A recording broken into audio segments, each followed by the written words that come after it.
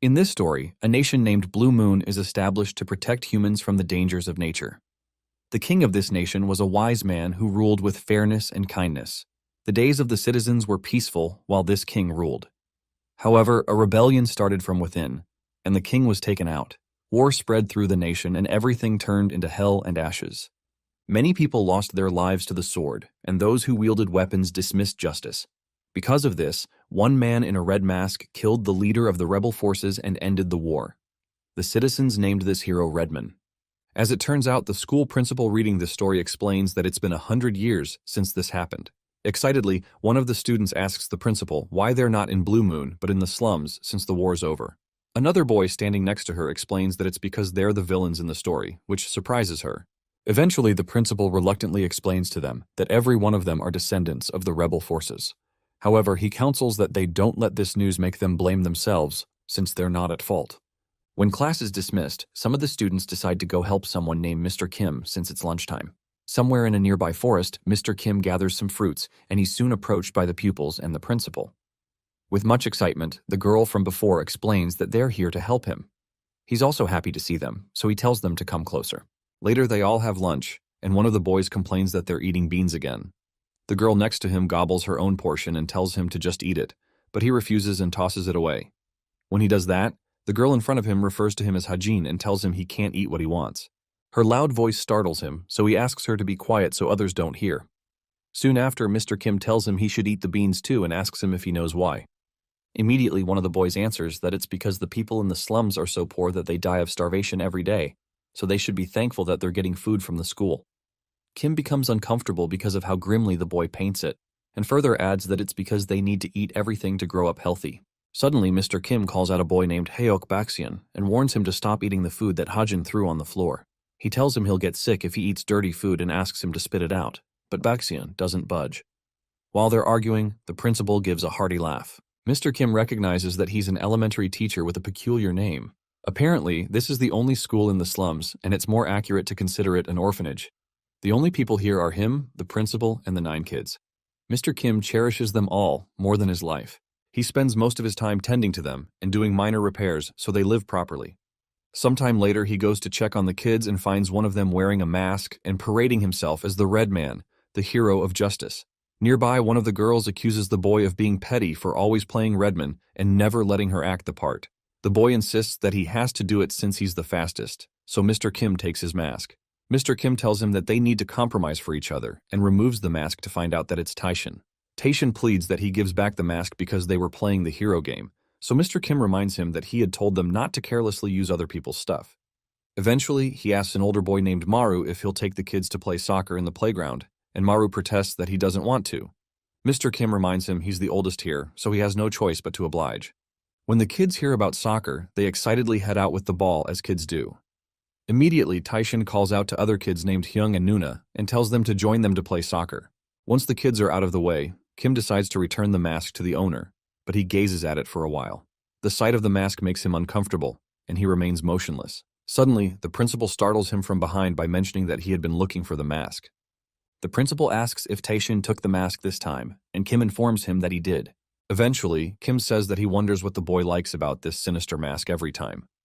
Confused, the principal asks what he means since it's just a normal mask. Worried that he's hit a nerve, Kim explains that he doesn't mean to insult him since he knows the principal cherishes the mask. However, the principal tells him it's okay and asks what made him feel that way. Kim admits that he's not sure but explains that touching the mask made his heart race faster and got his body hotter as if he's an angry person. The principal finds that funny since Kim has never been disturbed by anything so much that it makes him angry. Kim also finds it funny, so he quickly goes ahead to get the laundry because it looks like it will rain soon. While they're both taking down the clothes, Kim notes that the weather has gotten cloudy and points out that it was much better that morning. Suddenly, the principal mentions that a strange rumor has been going around these days. When Kim asks about it, the principal mentions that they say people in suits are kidnapping kids in the neighborhood these days. Although it doesn't make sense that people will come to these remote places, he asks Kim to keep it in mind since he's a guardian. Meanwhile, Hajin kicks the ball and it flies right over the net where Maru is acting as a keeper. Immediately, the girl next to Hajin tells him he's terrible and says his skills aren't getting better. Hajin tells her to shut it. Nearby, Taishin rushes to get back the ball from the gate, but he finds a huge truck parked outside the gate. Inside the building, Kim thanks one of the girls named Soyeon for helping them pack the clothes before the rain started. He adds that he's always thankful to her, but she tells him not to mention it. Suddenly, Taeshin runs in while panting and looking bruised. Surprised, Kim asks him why he looks like this and asks if he fell down while playing, but Taeshin tells him some creepy men took everyone. He adds that they took Hyung, Nuna, and everyone else. Still surprised, Kim asks him if he means they were kidnapped, but one of the men enters and jokingly explains that it's not kidnapping. Immediately, Kim demands to know who he is, but the man tells him that it's nice to meet him. The man looks much like a skeleton and introduces himself as a scientist dispatched by Blue Moon City. The man says his name is Nogel and says that they came here looking for excellent young talent who could help the city. He adds that they're fortunate to have found as many as 9 children in this shabby place. He explains that he'd like to smile, but he can't because he doesn't have any eyelids or lips. Immediately, Kim demands to know what he's talking about and asks him if he's the rumored kidnapper. Nogel finds it weird that he's referring to them as kidnappers again and tries to clarify, but another man who's leading a team admits that they're human traffickers. He tells them that they'll eliminate them and take the kids. The man reminds Dr. Nogel that he was informed not to reveal his identity, but Nogel playfully apologizes that it came out without him realizing it.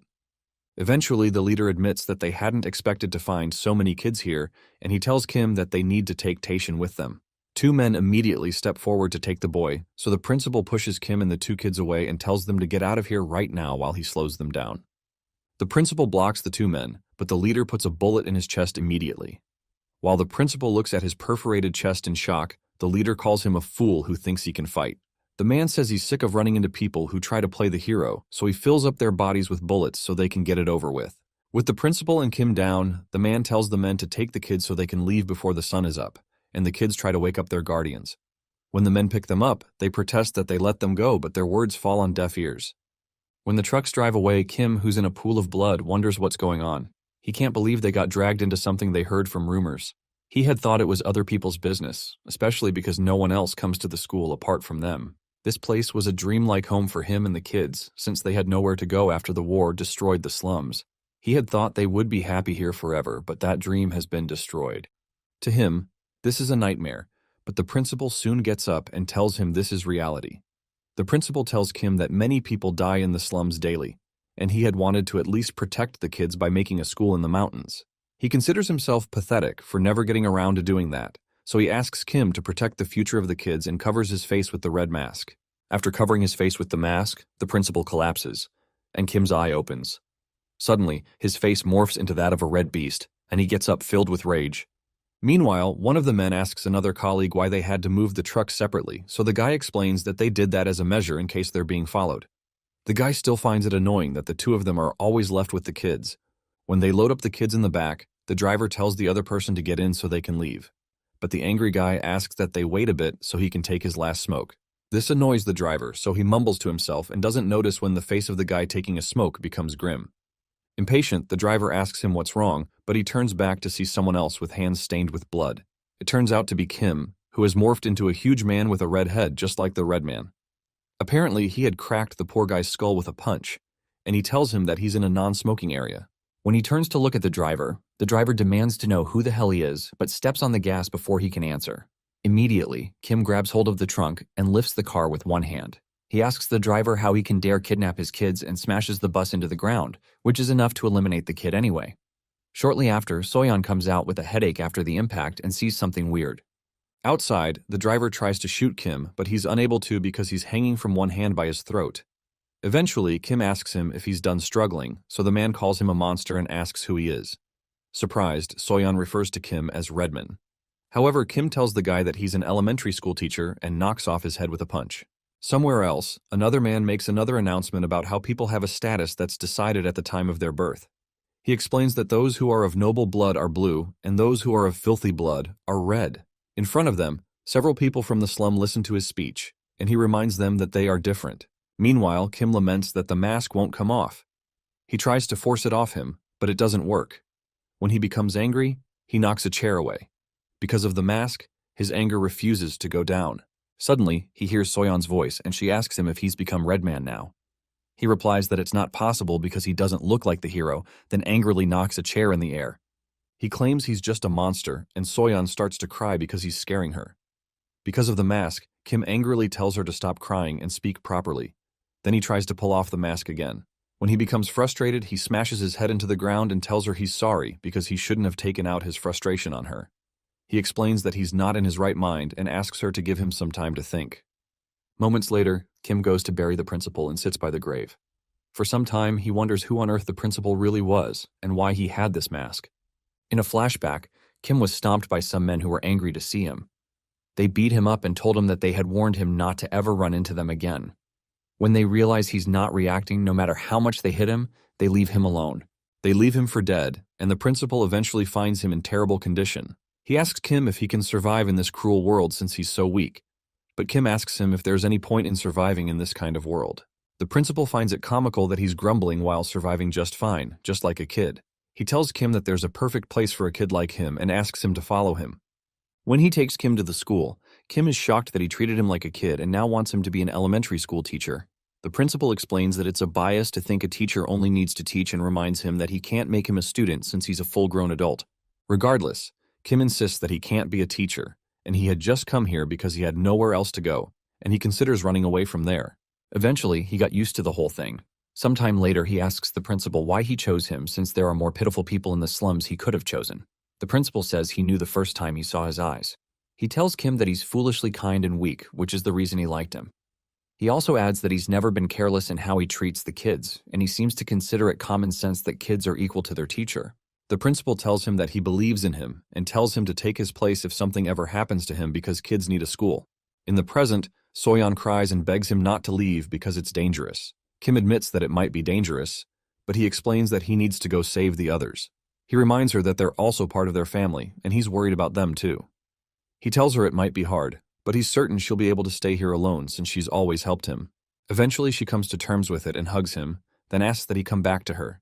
He assures her that he'll come back. Shortly after, Kim heads out into the slums and shocks a poor man to his bones. He asks the man if a truck passed by the day before, but the man begs him and states that he doesn't know.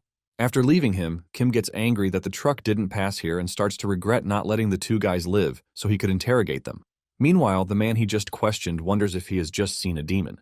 While thinking about where the trucks could have gone, he wonders if he should go to the red light district. Suddenly, he remembers that the scientist had said that he's from Blue Moon City and had said his name is Nogel.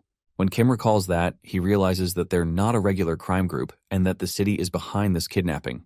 Angry, he decides to go to the city immediately. Moments later, one of the police officers from the city notifies his senior that a document just came in to notify them that a white truck from the gourmet company that went into the slums isn't back. The senior wonders why the company went to the slums, so the junior explains that they probably went to distribute free food. The senior calls him a fool and asks why they'd give free food to those useless people, and justifies that by saying that the slum people have stabbed them in the back. The senior considers his life crappy because he always has to clean up behind these guys. Moments later, they see Kim approaching and wonder who he is.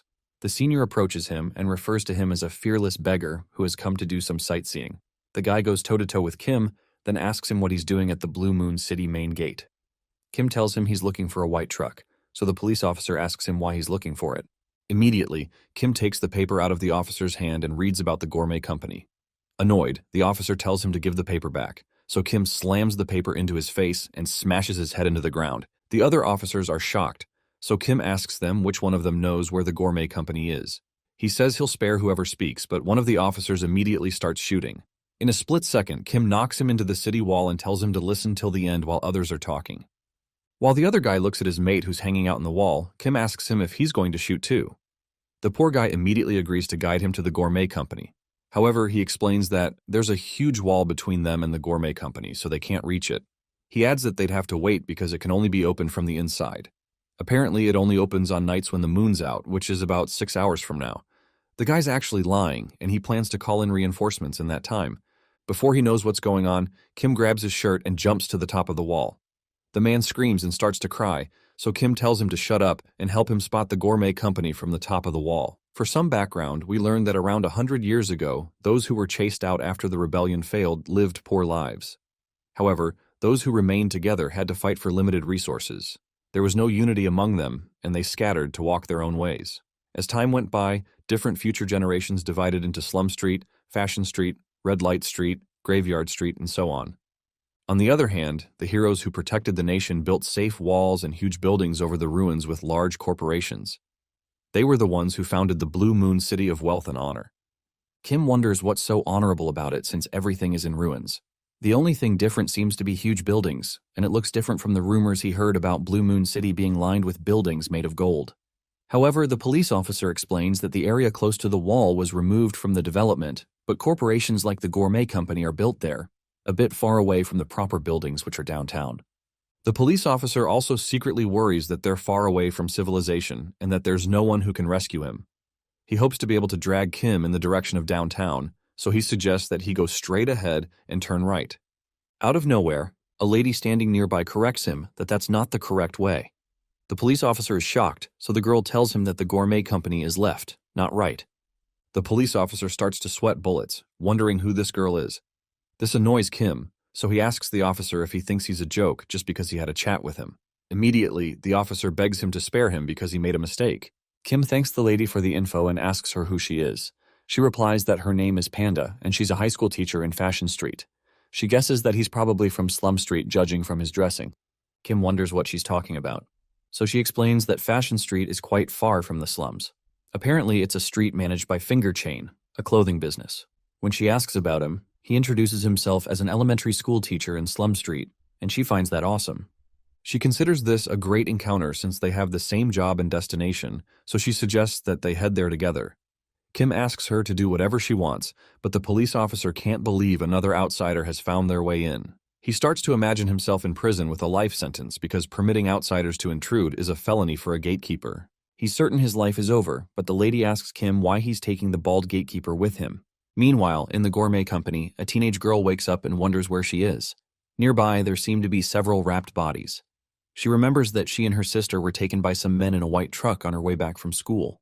She looks around but doesn't see her sister, and she can't look around the dark room because her hands are tied. She soon hears someone coming, and one weird-looking zombie guy steps in with a butcher's knife. The guy approaches the wrapped bodies and takes a few of them on his shoulders.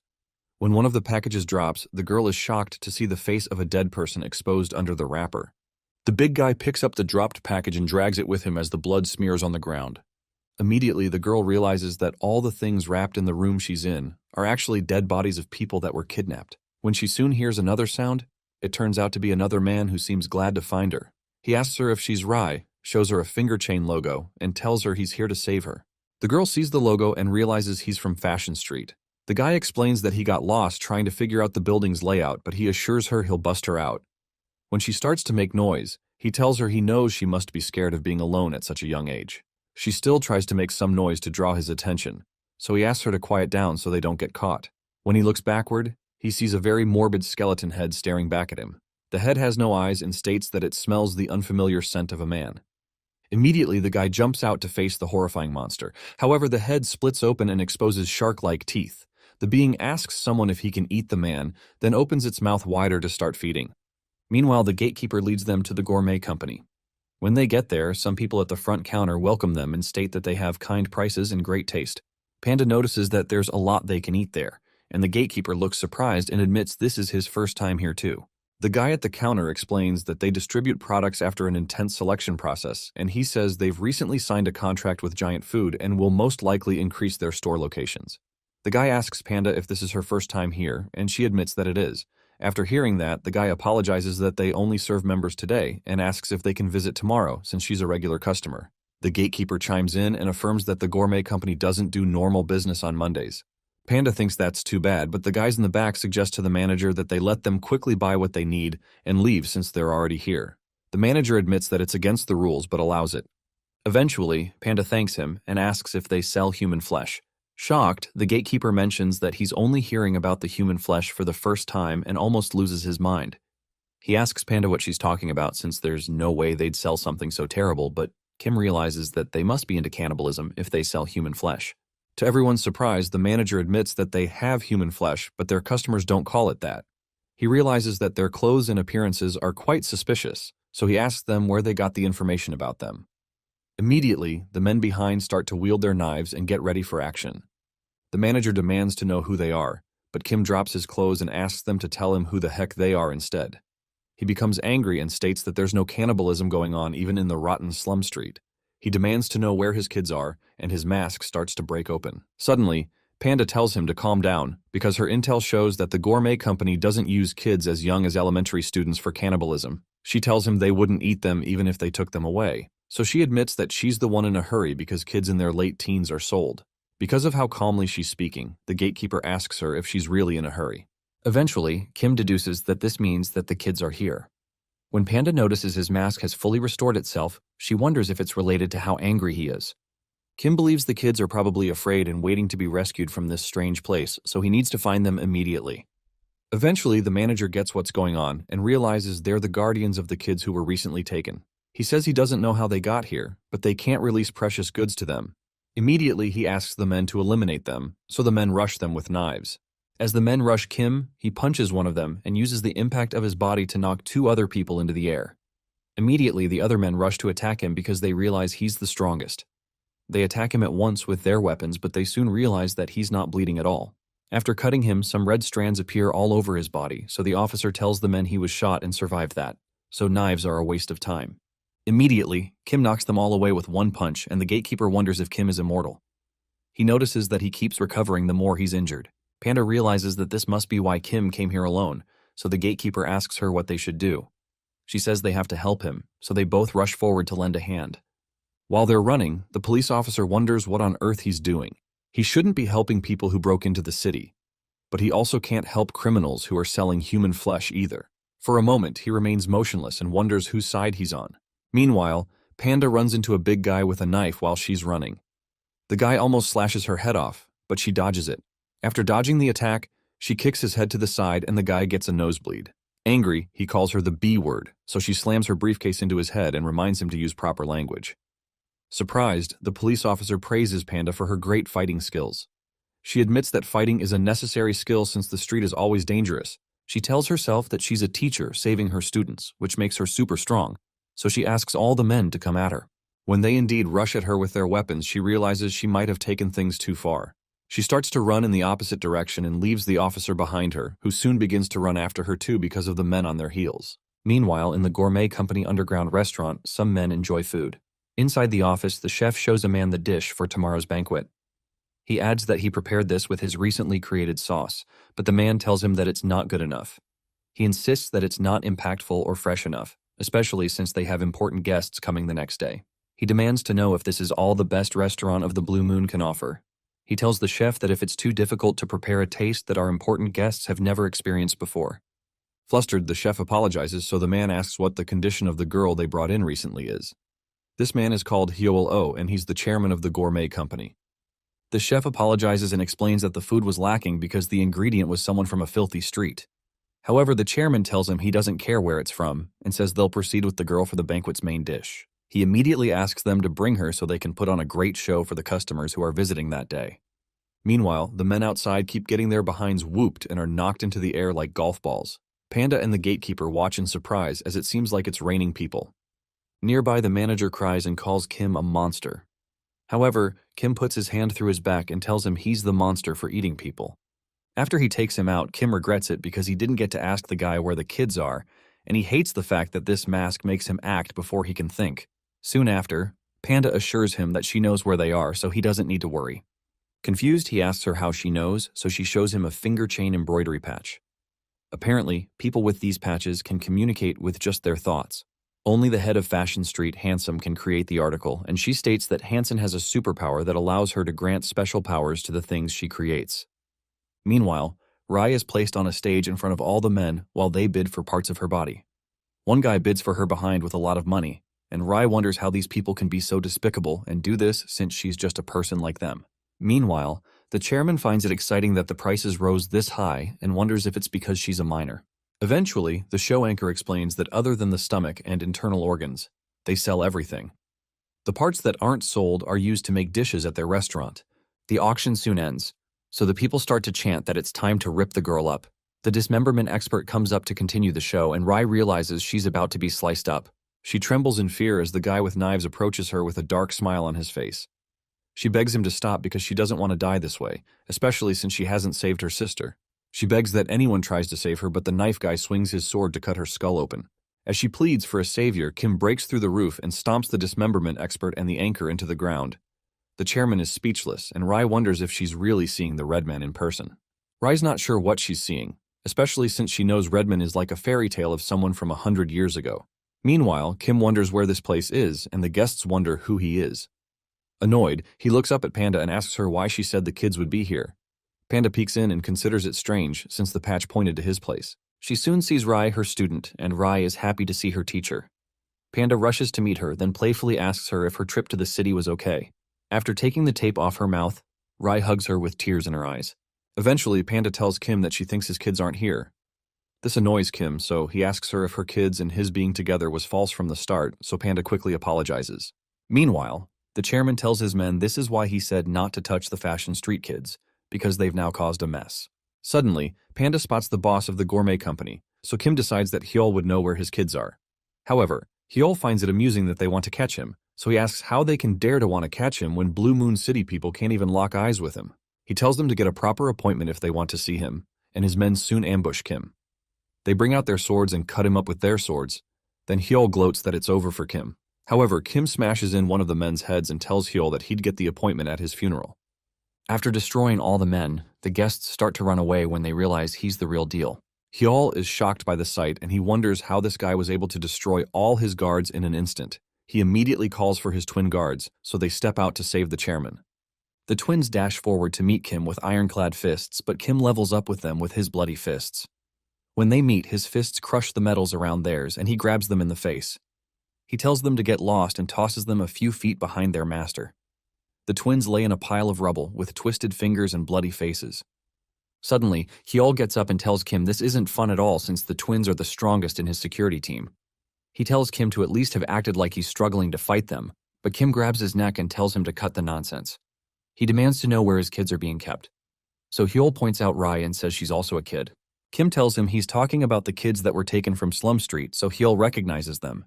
He mentions that he wondered why the kids were so pretty despite being from Slum Street and realizes that it must be because Kim has been protecting them. He tells Kim they're not here and tells him to give up because he can't see them anymore. Annoyed, Kim demands a proper explanation. Suddenly, the butcher from before shows up, and Rai warns Kim to be careful. Excited, Hyol refers to the butcher as Woodcutter and tells him to cut Kim up.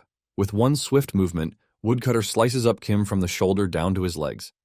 Immediately, Hyol tells Kim that people who are way higher up than him took the kids because they need kids who don't hold a status in Blue Moon City. They needed kids without any rooms whom they could take, mess up, and it wouldn't matter. With Kim chopped in half, Hyol pries his hands off and says he's just taking requests and supplying them as he finds them. He immediately tells Woodcutter to clean up the carcass and take care of the other intruders, but he's shocked when Kim grabs his neck with his detached hand.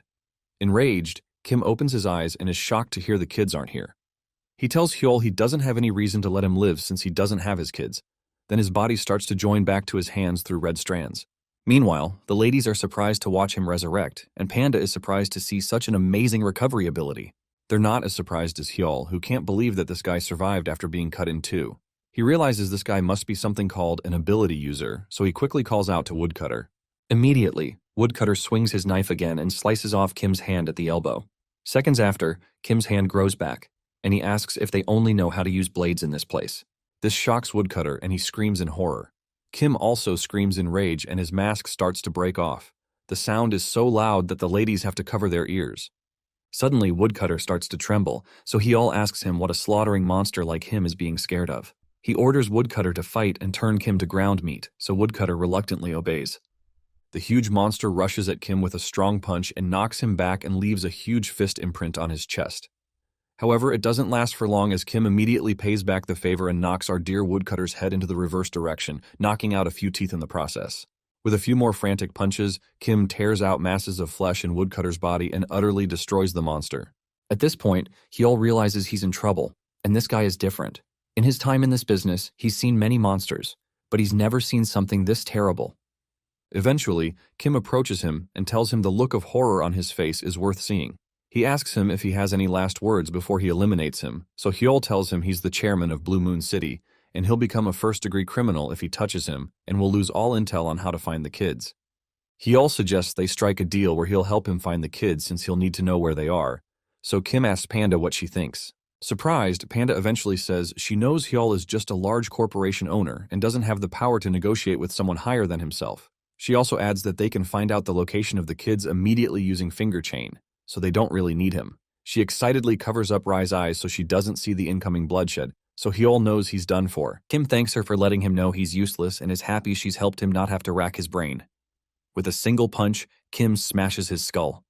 Moments later, Rai laments that one Ajusi from Finger Chain died because of her. Panda asks her who she's referring to, so she describes him. When Panda realizes who she's speaking about, she laughs that she referred to the guy as an Ajusi, which means uncle, since he's just 21 and 2 years older than she is. She tells Rai that he's alive and well, so Rai asks her what she's talking about. Apparently the guy's name is Herbie, and Panda explains that his mission was just to spy. His mission was just to find her, and he was to pass her the patch if chances of help were low and allow Panda to come in by following the patch. She explains that she and the other Finger Chain group members are trained to keep the Blue Moon City in check, so there's no way he'd get hurt so easily. She assures her that he's probably taking a break at the fashion street, so there's no need to be sad. Rai considers that strange, because she saw the disgusting monster eliminate him. When she thinks about it again, she realizes that the monster that attacked him is still there. Meanwhile, Kim runs into the same monster, or should we say the monster runs into him. The monster identifies his strange smell, but also realizes there's a familiar smell all over him. The monster immediately resolves to eat him, but Kim wonders how this human-faced bean sprout can talk like a human. After breaking the monster apart with his fists, the police officer from before falls out. Kim asks him why he was inside the creature's body, so the officer explains that he was investigating upstairs to look for a clue about the kids when the monster suddenly attacked him. He heroically explains that he hung in there as much as he could, but it was too hard for him to handle alone, and he got eaten. However, Kim sees through his pretense and asks if he just got hurt after taking his chance to escape during the previous commotion, and the officer admits he did. Suddenly, Panda shows up and is glad to see the both of them here. She refers to the officer by the name Tansei. When Kim asks where she was, she explains that they were in the chairman's office, and she adds that they've decided on their next destination, which is a place called Giant Foods. Kim asks if that's a huge corporation as well, but Tansei remains speechless. She explains that Gourmet Company and Giant Foods are both similar businesses, and their chairmen have a long-standing connection, so much so that they're sworn brothers. Apparently, the only reason Gourmet Foods could even be called a large corporation was because of Giant Foods' help. Panda also shows him pictures of some kids from the intel that both companies exchanged. From the paper, it's clear that Giant Foods took Rai's sister Ramo and one of Kim's students because their bloods were compatible for something. Kim recognizes the girl they took as Hyunjong, so Panda suggests they head there before the feedback she requested for the location of the other Finger Chain kids comes back. When Kim asks what direction they're going in, Panda admits she doesn't know, and they turn to the officer. Immediately, Tansei begs that they let him go because Giant Foods is really dangerous. He explains that Chairman Og was one of the people who stopped the revolt, and he's one of the Blue Bloods. He insists that he's on a different level and they'll get eliminated. When Kim wonders what a Blue Blood is, Panda explains that it's what the Blue Moon City's pillars are called. They're a handful of tycoons, so Kim asks what's the big deal about that. However, the officer says Kim can say that, but they're asking him to put his life in jeopardy. When Kim grabs him and asks if he'd rather pass away by his hands, Tansei offers to show them the fastest way. Shortly after, Panda tells Rai that she needs to return home now and offers to follow her on the way outside. When Panda holds her hands, Rai feels the warmth in her hands, and she becomes calmer. She suddenly starts to feel fatigued and decides to leave this horrible place to get back home, especially since she misses her house and school. Suddenly, her stomach turns again when she remembers that Ramo is still caught in all this. She remembers all the gruesome sights of dead bodies she's seen, and an image of her dead sister flashes across her mind. Immediately, she becomes alert and asks the others to take her with them. Kim wonders if she's referring to Giant Foods and asks why they'd take a kid there, but Rai insists that she has to go. Kim doesn't agree, so Rai tells her that her little sister is in the city. However, Kim tells her to entrust her sister's life to Panda. When Rai insists that she will go, Kim says she isn't. It soon turns into an argument, and the others just look at the two of them alternating between no's and going. When she gets exasperated, Rai tries to get permission from Panda, and Panda says she can. Annoyed, Kim asks her what she means by that, and he's so angry his entire mask breaks off. The mask even gets into her mouth, but Kim asks her if she's out of her mind and why she'd bring a kid with them. When Panda tastes the piece of the mask that got into her mouth, she notices that it tastes like blood. Kim accuses her of being a mad dog, so Panda explains that Rai is almost an adult and she's very articulate, so she'll be of help. She adds that Rai has a special talent, and many people thought of taking Rai with them when they were considering Ramo's rescue. Panda adds that she wants to protect her family herself, so Kim turns around and tells her to do whatever she wants, but not to resent him for not trying to stop her more. Rai thanks Panda, so Panda tells her she also wants to stop her too, but she's allowing her because she has special powers. She tells Rai that she won't ask her to fight, but she reminds her that she needs to at least protect herself. She asks her if she'll be okay, and Rai assures her that she will. Meanwhile, at Giant Foods, a worker in the company informs Chairman Og, who's tearing into raw animal meat and blood, that it's time to leave for the gourmet company. Og agrees, so they don't keep his little brother Hyol waiting. Shortly after, Kim and the others enter an establishment named Zipper. When they ask what it is, the officer explains that it's a high-end store, and there are only a few places like it downtown, but this one is on the outskirts. When they get to the counter, they're welcomed by two people, but Kim wonders if the place they were to visit was a mere clothing store. Panda corrects that this isn't a mere clothing store and brings out her finger chain patch. The counter attendant recognizes the patch, so Panda explains that this place is a hideout that Fashion Street put in the city. The man asks Panda what her business here is, so she tells him they're here for preparations before a mission. The man acknowledges that, and the woman by his side proceeds to open up a huge zipper that exposes a passageway, which shocks Tansai and Rai. Meanwhile, Handsome, the boss of Fashion Street, looks around while on the roof. She's the one who turned the wasteland into Fashion Street on her own, and she's always remained cautious of Blue Moon City. She's cautious of the city because she knows about their corruption. Just in case Blue Moon City were to invade them, she decided to create the group Finger Chain, a loyal group of people who joined them so they could protect themselves from Blue Moon. These people merged into the normal world and became Handsome's eyes, ears, and hands. Meanwhile, Rai is surprised that Zipper is part of the Finger Chain group, especially since it's operating in Blue Moon City. Moments later, they're given a place to stay, and Rai decides to take a nap. When the man learns that they need the location of the kidnapped slum kids, he comments that this work has a lot of risks attached. However, he decides to give it his all since it's Panda who's asking. When Kim thanks Panda, she jokes that he knows how to properly thank someone, so he demands to know what kind of person she thinks he is. She comments that it's because she's never seen him not angry, so he blames it on the punks that kidnapped his kids. He slams the table so strongly that it wakes Rai up, so he apologizes to her. Eventually, the man in charge of Zipper comments that Kim's act of eliminating the gourmet company on his own moved them greatly, and they now consider him their ally. He adds that the hideout they have in the city to escape surveillance may be small, but they have a force of skilled people who can provide great results. Soon after, Panda wonders how the four of them will be able to get all the way to Giant Foods, especially since the surveillance cameras can catch them and send the cops if they go on foot. Kim asks the man if he can't join them in the fight, but the man apologizes that their first mission is to become shadows in the city, and they won't be able to reveal themselves easily. Also, because this could lead to war between the city and the streets, he advises them to avoid clashing with the police. He adds that even bringing the police officer with them isn't satisfactory. Tansai starts to panic, hoping they won't get rid of him. After quickly looking around, he spots some pipes and frantically suggests that they enter through a subsidiary company of Giant Foods. When Panda asks him to elaborate, he mentions the company called Bingo Delivery, which specializes in delivering frozen goods. Apparently, they installed pipes all over the city to avoid goods from melting while driving. Tansai explains that he doesn't know if the pipes lead all the way to the Giant Foods headquarters, but he's sure that going through the pipes will reduce the area they'd have to cover. After some silence, everyone admits that it's a good idea, and Tansai is relieved that they think so. He mentions that he's been told he's witty, but Rai wonders if he's really on their team. Later, Tansai shows them a map of the location of the closest Bingo Delivery branch, which is 10 minutes from where they are.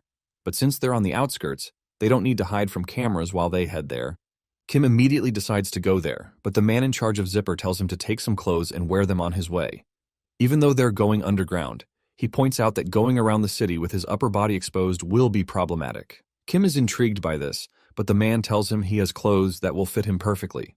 Meanwhile, Chairman Og's coach is pulled by a couple of rhinos while he's followed by a security detail. Shortly after, his assistant jumps down from the coach and lays down a red carpet for his boss, while the other security men stand by. The assistant explains that they've reached their destination, so Og steps out and points out that he can smell blood from out there. He states that he's getting hungry and looks forward to the dishes Hyol has prepared for him. While they walk in, the assistant considers it strange that the gourmet company didn't reach out to them today or come out to welcome them. When they reach the entrance, they're shocked to find a corpse laid over the entrance. Chairman Og wonders what on earth happened here, so the chef rushes out to address Chairman Og and Barry, the assistant. Barry asks him if he's an employee here, and the chef says he is. When Barry asks him what happened there, the chef explains that an unidentified man in a red mask took out the chairman and all of the employees who fought him. Shocked, Barry asks if it was a street gang, so the chef agrees that it probably was. He adds that the guy had comrades, but he was the only one who went on this rampage. The chef explains that the guy is a monster who doesn't die no matter how many times you shoot him. He explains that even Woodcutter couldn't stop him and adds that he hid during the whole thing. Barry asks him where the group went, so the chef explains that they went downtown. He adds that he also noticed that a police officer was among their group, a woman wearing sunglasses and a young girl. This surprises Barry, and he wonders if it's a real police officer or just camouflage. Eventually, Barry thanks him for the info and starts to strangle him. Barry says it's a good thing the information didn't spread since it happened in the outskirts and chokes the life out of the chef. As the chef asks why he's doing this, Barry tells him it's because that's the kind of thing they do. After he cracks the guy's neck with one hand, he stuffs him into his suit pocket, and the full man fits in there. Barry mentions that finding those who survived and ran might take some time, but the chairman immediately calls out to him. Angry, Og demands to know how they can dare eliminate his friend in Blue Moon City. He tells Barry to find the kid who committed this crime and bring his corpse to him so he can chew him up. Immediately, Barry says he'll hire a skilled assassin to get rid of the person. Meanwhile, Kim changes in the dressing room, so Panda asks him how the new clothes are. She tells him he's lucky because she can't believe Handsome's crafted collections were here, because those clothes have the power to absorb shock and cause recovery just like him. When Kim comes out, he confesses that it feels good to wear it, but Panda corrects that the clothes are more than good. Apparently, they're rare clothes that can't be bought with money, and Panda adds that she customized this one for him too. She says they're doing this to increase their chances of their plan succeeding, and the man in charge of the store says they're letting him borrow it. When Kim steps out, the others are surprised to see the name Redline Kim customized on the back of the cloth. He steps out and proposes they immediately start looking for the kids. Moments later, at the bingo delivery station, a man stands in front of a group of soldiers. They refer to him as Chief, and he heartily greets them back. The chief explains that they've received a message from Giant Foods. Apparently, because of the incident at Gourmet Company, they've been told to shut down the Gourmet Company's part. He promises to tell them the details later after their deliveries, but he encourages them to go out today with all their strength. This motivates the men, and the chief continues until their morale is high. When he asks them to open the shutters, they open a huge door and unveil a room full of ice. The icebreakers are the first to charge in with hammers and start breaking the ice into pieces. Next, the distribution team is told to go in, while another person directs them to the pipe they'll put each product in. The product numbers are etched into the ice, and the distribution team members send each ice block tumbling through the huge pipes so they can be delivered to their destinations. While the ice blocks make their way through the pipes, the chief tells them they're all in great shape that day. But the guy behind the chief suddenly asks if he's not cold since he's not wearing a sweater. The chief says that this cold is nothing compared to his passion and claims he can even go topless. Suddenly, one of the shutters opens, and the chief wonders what's going on. After the shutter opens, Kim appears and greets them with a good morning. In a flashback to 30 minutes before, Kim and the others infiltrate the base, and he wonders why the workers carelessly spread their clothes on the lines when they can be taken. Panda explains that there are no thieves in the city, which surprises Kim. Furthermore, Tansai adds that there are robbery incidents in the city, but clothes are not the things being stolen. Eventually, Tansai tells them he has an idea he got from something a senior mentioned earlier. Apparently, there's a blacklist that large corporations share with each other, and all the people on this list have disappeared. Upon getting these reports, the police did their investigations and found that all these people were frozen to death. Tansai realizes that his senior always considered bingo delivery suspicious. He suspects that they're acting as a normal business when they are actually involved in contract killing. That makes Rai wonder if they'll be quite strong, and Tansai agrees that they must be since the chief here used to be a fighter called Mad Dog. Apparently, the psycho unalived so many people he had to get banned. After dressing up like the workers, Panda proposes they move on to the plan now. She tells Kim that he'll attack them head-on and proceeds to give the others their instructions. In the present, Kim appears after one of the big doors opens. The chief spots him and demands to know who he is because only authorized people are allowed here. However, Kim tells them they don't need the details and asks them to try stopping him even though he's not authorized to be there. The chief is confused, but Kim tells him he's an intruder and cracks his jaw with a strong punch. The punch launches the chief into a faraway wall, and the workers watch their chief gain wings. The icebreakers quickly rush Kim, and one of them closes in to smash him with his hammer. To his surprise, Kim breaks the hammerhead with his fist, and the guy realizes he's messed up. While confused, Kim greets his face with a fist, and the guy is knocked out cold on the spot. When the others see that this guy broke an ice hammer with his fist, they wonder if he has superpowers. However, the chief's assistant tells the others not to be scared and motivates them just like the chief did. With newfound motivation, the men rush toward Kim, who's eagerly waiting for them to come at him. He soon starts to knock the men into the air while those behind wonder what on earth is going on. Suddenly, Panda, who is camouflaged as a worker, catches the worker in charge of the roll call and twists his neck. The plan was to enter the place while Kim distracts the men, so she tells the others to head toward a pipe called B44. While they're going, she warns the others because there's a fork in the road that requires a staff member on top to steer the item. When she mentions that they just need to get on the ice and move, Tansai hesitates and asks her what she means. He asks her what will happen if they slip on the ice, but he suddenly slips and falls on Rai, who's behind him. When they fall on each other, the other workers notice them and overhear them complaining about the slippery floor. The men notice that they're not really workers, so they signal each other that there are other intruders there. They notify the others that the intruders are the ones not wearing work shoes. When they realize they've been caught, Panda takes off her mask and asks Kim to help them get on top of the ice. Annoyed, Kim asks them why they'll make him do all the hard work and eventually get caught. He instantly knocks out a row of men and goes to help the others as they climb one of the blocks of ice. When they're on top, Kim kicks the block of ice to pipe B44 and the guys go with it. They soon start falling through the pipe and Tansai screams like he always does. Immediately, the workers try to chase the intruders who went into pipe B44, but Kim stands at the door and asks where they're going.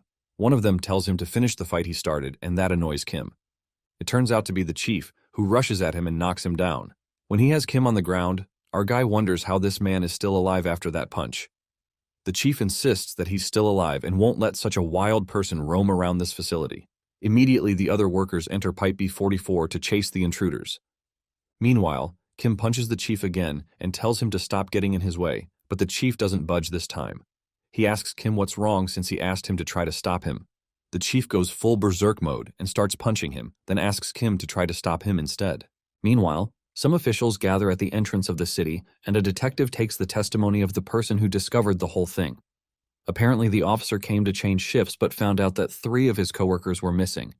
He adds that one of them was quite reserved, and he doesn't know much about him, but the other 2 weren't people who'd disappear without a word.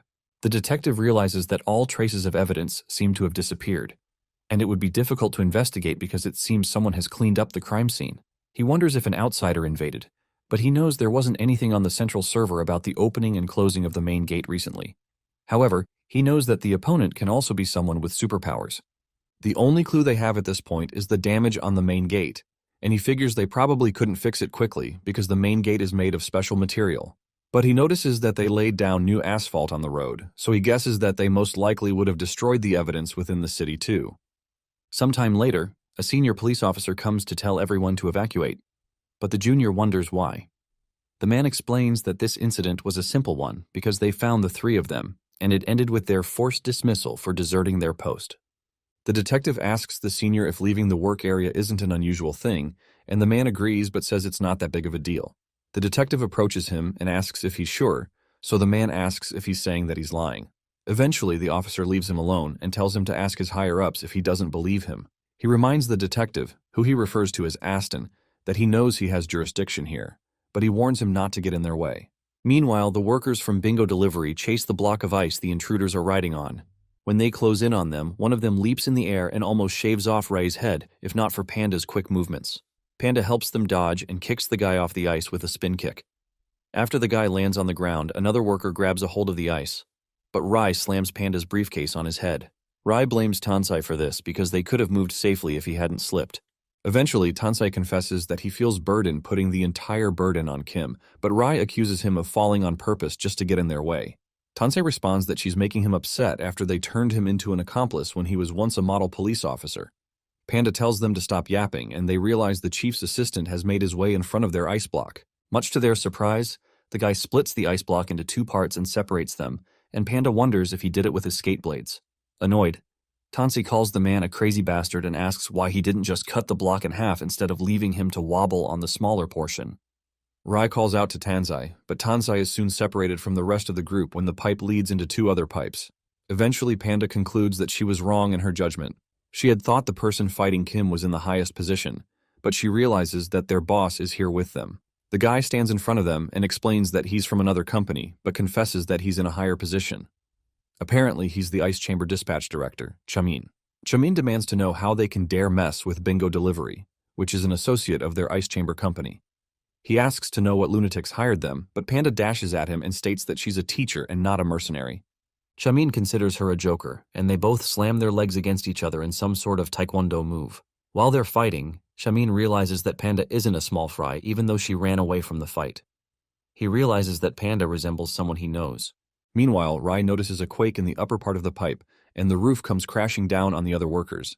This distracts the director, so he realizes the workers he came with have become an obstacle. He jokingly asks Panda, who's trying to attack him, to take it easy.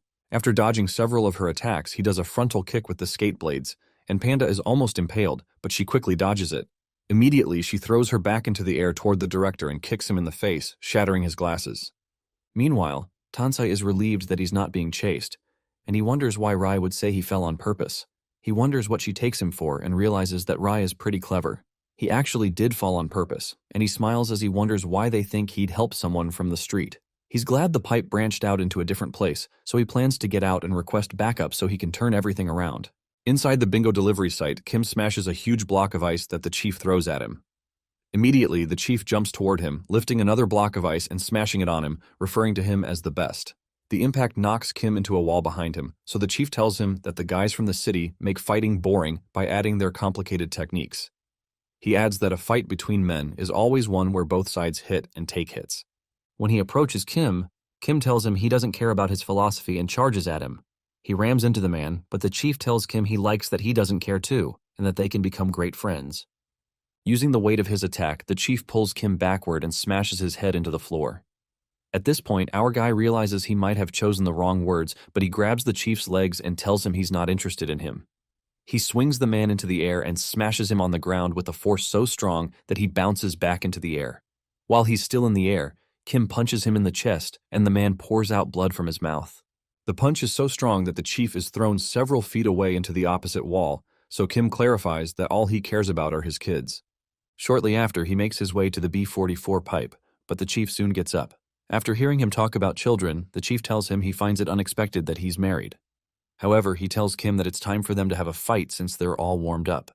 Surprised, Kim wonders how this guy hasn't died like other people, so he asks him if he has any superpowers. The chief admits that he does and tears apart his clothes, explaining that he has a superpower that allows him to transform his muscles called damage boost. Kim calls him a cockroach, but the chief playfully considers it a compliment and charges at him. He lands a punch on Kim's face, so Kim returns the favor with a hit to his chin. They both continue their fast-paced, fiery exchange of punches, and the chief confesses that this is very fun. At one point, they both take a lot of damage, and their punches suddenly smash into each other. The force is so strong that both men are pushed backward. Eventually, the chief laughs and asks Kim if he's going to admit that he can't win against him. The chief insists that his superpower is an unbelievable monstrous ability because he can change the shock he receives into muscles. He explains that in a fight against superpowers, the important factor is whether or not his ability has the upper hand over the other person's. He tells Kim his power is certainly under because his attacks will only make him stronger. He asks Kim what he'll do now. Shortly after, the chief lands a punch in Kim's face and knocks him into the air with a punch. The punch creates a huge imprint in his chest and knocks him into a wall. Immediately after, the chief tries to attack him again, but our boy dodges the attack. Suddenly, the chief asks him what's wrong with him because he's been taking hits for a while now, and it seems like he's lost his will to fight. However, Kim realizes that he's truly at a disadvantage, and he can't keep carelessly attacking a guy who will just become stronger. When the chief attacks him again, Kim jumps at him and grabs him in a bear hug. This surprises the chief, and Kim holds him down instead of hitting him. He realizes that Kim is using grappling to counter his skills, but he tells our boy that he's just being clumsy. He turns Kim around and pins him to the ground with one swift move, then points out that it's clear he didn't learn martial arts professionally. The chief explains that his plan wasn't a bad idea, but his skills are lacking. He immediately rips Kim's hands out and starts to laugh maniacally. However, the hand he rips off punches him in the face, much to the chief's shock. Kim soon gets joined back to his hands, and he tells the chief he caught him where he wants him. When he pins the chief down, the man playfully accuses him of being worse than him after calling him a cockroach. Kim smashes him into the ground and ensures he eats off the stones in the ground. As he drags the chief around, the man tells him this won't change a thing because his desperate counterattacks will only help him win. Eventually, Kim throws him into a wall and causes great destruction. Smoke covers the place up, but the chief soon appears again with much excitement because things are finally heating up. However, Kim tells him that things are going to become cooler instead, and it's clear that Kim has thrown him into the freezing compartment. When the chief reads the sign, he realizes that Kim caught him just so he can drag him in here. Before he can respond, our guy turns the cold to the max level and tells the chief that he heard they've been eliminating people with his method. This time, he decides to give him a taste of his own medicine. As the door closes, the chief tries to rush out of the freezer and calls him a bastard. Before the door closes, the chief tries to pry the door open with his hands and he warns Kim not to run away from their fight like this. His face is soon reconfigured when Kim lodges a punch there, and our guy asks him why he thinks he's running away. The chief is knocked way back into the freezer, so Kim tells him he's lost the fight. The chief screams in horror, but the doors soon close and our guy is left alone. Suddenly the chief punches Kim through the door, but he catches the punch mid-air. He tells the chief he's disgusting until the end, and he watches as his entire body freezes up to his hand. Meanwhile, Panda and the director keep fighting. Panda keeps attacking aggressively, but Shamin sharply cuts the side of her face with a quick movement. The attack forces Panda to retreat, and it scares Rai. Rai realizes she didn't know Teacher Panda is such a good fighter because she's usually just lazy and chill. She recognizes that the opponent is also really strong, and it seems like Teacher Panda is at a disadvantage. When the guy almost cuts Panda in half, she quickly dodges the attack and knocks him off his feet. The attack surprises Shamin and knocks him off the ice, but he's soon back on his feet and chasing them again. In a moment, he's on them again, and gives Panda an A+ for her effort. He soon slices the ice block in half again, and Panda realizes they're in trouble. The impact shakes where they're standing, and Rai is knocked off the ice top. Immediately, Shamin swoops in to take her, and he puts her back on the ice. He asks her if she's all right, and she reluctantly answers that she is, even though she doesn't understand why he asked. Annoyed, Shamin asks why Panda would bring a minor to such a dangerous situation. Then he asks why Panda would dare call herself a teacher when she can't even look out for the safety of her students. Panda can't give any comments because she realizes he's not wrong, so he approaches her and asks if she sees the difference in their skills. He claims she'd be dead by now if he had brought out his actual skill, so he offers to spare her life if she turns herself into the police. Panda hesitantly confesses that he's gotten stronger than before, then calls his name. This surprises him because he never told her his name, so Shamin realizes that she truly is the person he thinks she is. She asks him if he remembers her now, but Shamin tells her she only resembles that person, but she's not her. He tells someone as half-witted as her can't be compared to the perfect person he's thinking about. But Panda becomes angry that he calls her a half-wit. Angry, she charges at him and promises not to go easy on him anymore because he's her old colleague. When she jumps, Shamin insists someone like the person he's thinking about would never act so carelessly, then he dodges and insists she's not the one. Eventually, Panda decides to break out her special ability called matter solidification to change his mind. Her power flows through the ice, and it suddenly turns into water and starts to sink him. When he's drawn in, the water turns into jelly and holds him in, so he wonders if this is really the matter solidification skill. When the water becomes solid again, he confirms that it really is. Her ability is the ability to freely change the state of matter of objects. Eventually, she takes off his glasses and asks if he believes her now, so Shamin admits that people change. He tells her she's changed a lot, but Panda kicks him in the face because he's now talking nicely. She reminds him he just called her a half-wit and asks if he's supposed to say that to a colleague he hasn't seen for so long. While she continues stomping his face, Rai stops her and asks what she means by the fact that they were both colleagues. Panda asks Rai if she forgot to tell her and mentions that she's from the Blue Moon City. Meanwhile, Tansei finally arrives outside and he excitedly comes down. He wonders why the path was so complicated because he had a hard time getting out. However, he believes he's still in luck because he plans to get out of there and report them. Suddenly, Panda calls out to him and asks him what took him so long to get there. Shocked, Tansei sees the whole gang and wonders what on earth happened. He tries to ask how they got here, but Panda only tells him they were worried about him. Suddenly, Kim asks Tansei what he was saying is good when he dropped out of the pipe, so Tansei says that it's good to see them all safe and sound. In a flashback, Hyunjong calls out to Teacher Kim, and he remembers how she's always smiling. He tells her to be careful so she doesn't fall, and she soon falls as he warned. Excited, she tells him she fell, but Kim rushes to get some bandages when he sees she sustained a nosebleed. Later, he treats the wounds on her knee, and she laughs because it stings. He assures her that it'll soon get better, but he's glad it's not Soyeon because she'll be crying. After treating, Kim reminds her to be careful so as not to get hurt next time, and she agrees. To protect Hyunjong, who doesn't cry even in pain, Kim knows a secret that only he and the principal know. In the present, Kim hears Panda's voice and opens his eyes. She asks him if he's sleeping, so he tells her he was just thinking. She informs him that Shamin has woken up and asks him to follow her. Eventually, Shamin refuses to cooperate with her, but Panda tells him that she's not asking for anything special. She asks him to pretend they never came, but Shamin refuses to turn a blind eye to their plan to launch a surprise attack on the nation's pillar, Blue Blood. He's worried that the whole city will be in an uproar, so Kim tells him that he can just die here in that case. Kim tells him they're not asking him for help, but giving him an opportunity. He tells him that his answer will determine what will happen to him and everyone outside his room. Meanwhile, the workers outside wonder how much longer the director will be inside, and one of them decides to go into action if there's any hint of danger to the director.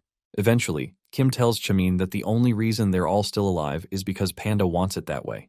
Chamin asks Panda if this is true, so Panda admits that she's doing this because they were colleagues in the past. In a flashback to some minutes ago, Kim asks Panda if she's protecting Chamin because they're from the same city. She says that's not the reason since she left the city and got into fashion a long time ago, so she's not attached to the city in any way. However, she adds that it would be weird if Bingo Delivery suddenly stopped functioning since they pride themselves on fast delivery. She suggests that it would be better to maintain an image that nothing is wrong. She also adds that she knows Chamin well and says he's soft-hearted. She believes he'll take their side if they let him live. In the present, Chamin agrees to help them, but asks them to guarantee that the workers won't be harmed. Kim assures him there won't be a problem as long as they keep their mouths shut, and Rai realizes things are going just as Panda predicted. After that time, everything went smoothly. They used the pipe and traveled out of the city, and the Bingo Delivery workers ignored them as if they weren't there.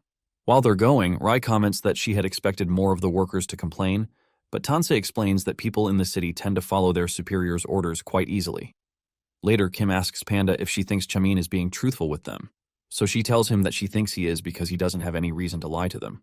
In a flashback, Chamin agrees that he understands where they're coming from since it's a disgrace for Blue Moon City to target a kid like that. However, he explains that he can't help them, but he can supply info to them. He tells them that the giant food they're targeting is fake, which surprises them. He explains that the headquarters most people know is just a front, but the real headquarters where Chairman Og stays is somewhere else. Chamin confesses that he doesn't know where the real headquarters is, so Kim wonders if the chief he fought would know the location of the real headquarters. Panda asks if they should defrost him and ask, but Tansei suggests they ask an insider if outsiders don't know the location. When they ask him where they would find an insider, Tansei goes through a list and tells them the industry circle is quite small, so it shouldn't be hard to find. He opens his list to the name of a terrible superior named Cass Plus, who he's been planning to get rid of, so he suggests they grab this guy and just beat the hell out of him, just like their old boss used to do. Later, at the management services called Cass Plus, some guy is beaten up, so he asks his assailant if they really think they're safe. This guy is called Hurin, and he's the chairman of a mid-level company called R Construction. Huran asks his attackers if they don't know his guards, and the police are going to look for him, but the men just smile at him. Their boss asks why all the guys they bring always say the same things, so he asks the hostage if he knows why they're still in his line of work. He crushes his hand and tells him it's because they can get away with it. He explains that the police won't care if a newly successful mid-level company executive suddenly disappears. He tells him he shouldn't have worked so hard that he pissed off his higher-ups. Suddenly, one of the men notices an intruder and asks the person who he is. When the boss hears him, he turns back and notices Kim, so he comments that his physique is even better than that of his henchmen. The boss wonders if this guy is a bodyguard, and even Hurin doesn't recognize him. Eventually, Kim tells them he doesn't know their hostage and explains that he was just passing by and wanted to ask him something. The boss tells him he can ask the question when they've dropped him beside him, and he tells him he can't let him go because he's seen what they're doing. The boss tells his men to bring the big guy over there, so they prepare their knives to attack. The boss brings out a knife to give Hurin a makeover, but the boss soon sees someone get thrown out of the glass wall. He thinks Kim was the one thrown out, so he confronts his men for doing that, but he soon realizes he's mistaken. Kim realizes he's made a mistake since Panda said to do this as quietly as possible. However, he remembers that they're still in the outskirts, so there should be no one passing by to notice them. Shocked, the boss insults his men and tells them to hurry up and get this guy. They rush at him with the knives, but Kim slaps the first guy so hard that he breaks a nearby wall with his impact. The men retreat quickly when they see the horrific sight, so one of them concludes that their opponent must have superpowers. Before he can react, Kim closes in the distance and punches all 5 men into the air. When they fall on their backs, our guy laments that these guys are even weaker than the folks at Bingo Delivery. This shocks the boss, so Hurin wonders if this guy is here to save him. When Kim approaches the boss, he starts to sweat bullets and suggests he go ahead with the question he wanted to ask. However, Kim slaps him across the face first and knocks him down, then tells him to get up because he hit him gently. In a flashback, Kim thinks about Tansei's plan to beat their target up and asks him about giant food. He asks him what would happen if their target doesn't know anything, so Tansei suggests that they'd have to do anything to satisfy him if they don't want to die. Moments later, some vehicles arrive in front of the Cass Plus Management Services building, and the men hurry up so they can save Huran. They're led by the vice chairman of the R Construction Company, Hokya. One of the men asks him what will happen if they're too late, but Hoka tells him not to talk stupidly because his Huron isn't someone who will give up so easily. They rush in, and Hoka loudly calls out to Huron so he'll know they're there. When Huron hears the voice of his younger brother, Hoka, he calls out to him, so Hokya comes to check on him. Hoka finds him injured, but his injuries have been covered up with bandages. It annoys Hoka that these gangsters dared to touch his face, and he promises that he won't let them go. Suddenly, the boss shows up to welcome them with a pretty disfigured face. Confused, Hoka asks what's wrong with his face. So Hurin introduces him to Kim, the guy who saved his life. Behind him, the boss and the others raise up their hands as punishment. Immediately, Hoka joins his brother to thank Kim for saving his life. Hurin also promises to find a way to repay him for helping him out. However, Kim just tells them to be quiet because he's busy. The men who he has now taken hostage begin to make several calls to get other people to help them do investigations about the location of giant foods, no matter how much it costs. When Kim returns to ask the boss if he got any info, the poor guy says they've not gotten anything yet. So Kim grabs his face and says his answer isn't satisfactory. The boss apologizes, but Kim tells him to speed things up if he wants to live. Eventually, Hoka asks his brother what Kim is up to, so Hurin explains that Kim is looking for the hidden headquarters of giant food. Confused, Hokia asks if that means the popularly known headquarters is fake, so Hurin admits that it's common among companies. Moments later, Hokia interrupts Kim and apologizes. He asks him if he's really looking for the giant food headquarters, and when Kim says he is, Hoka points out that these gangsters aren't likely to know the place. He offers to give him a location where he can get the info instead. When Kim asks if his method will be more effective, Hokia decides to explain better. He explains that giant food would most likely be hiding a real headquarters in a really tall building, especially since the oldies of the Blue Blood are too proud to make their headquarters in a small building.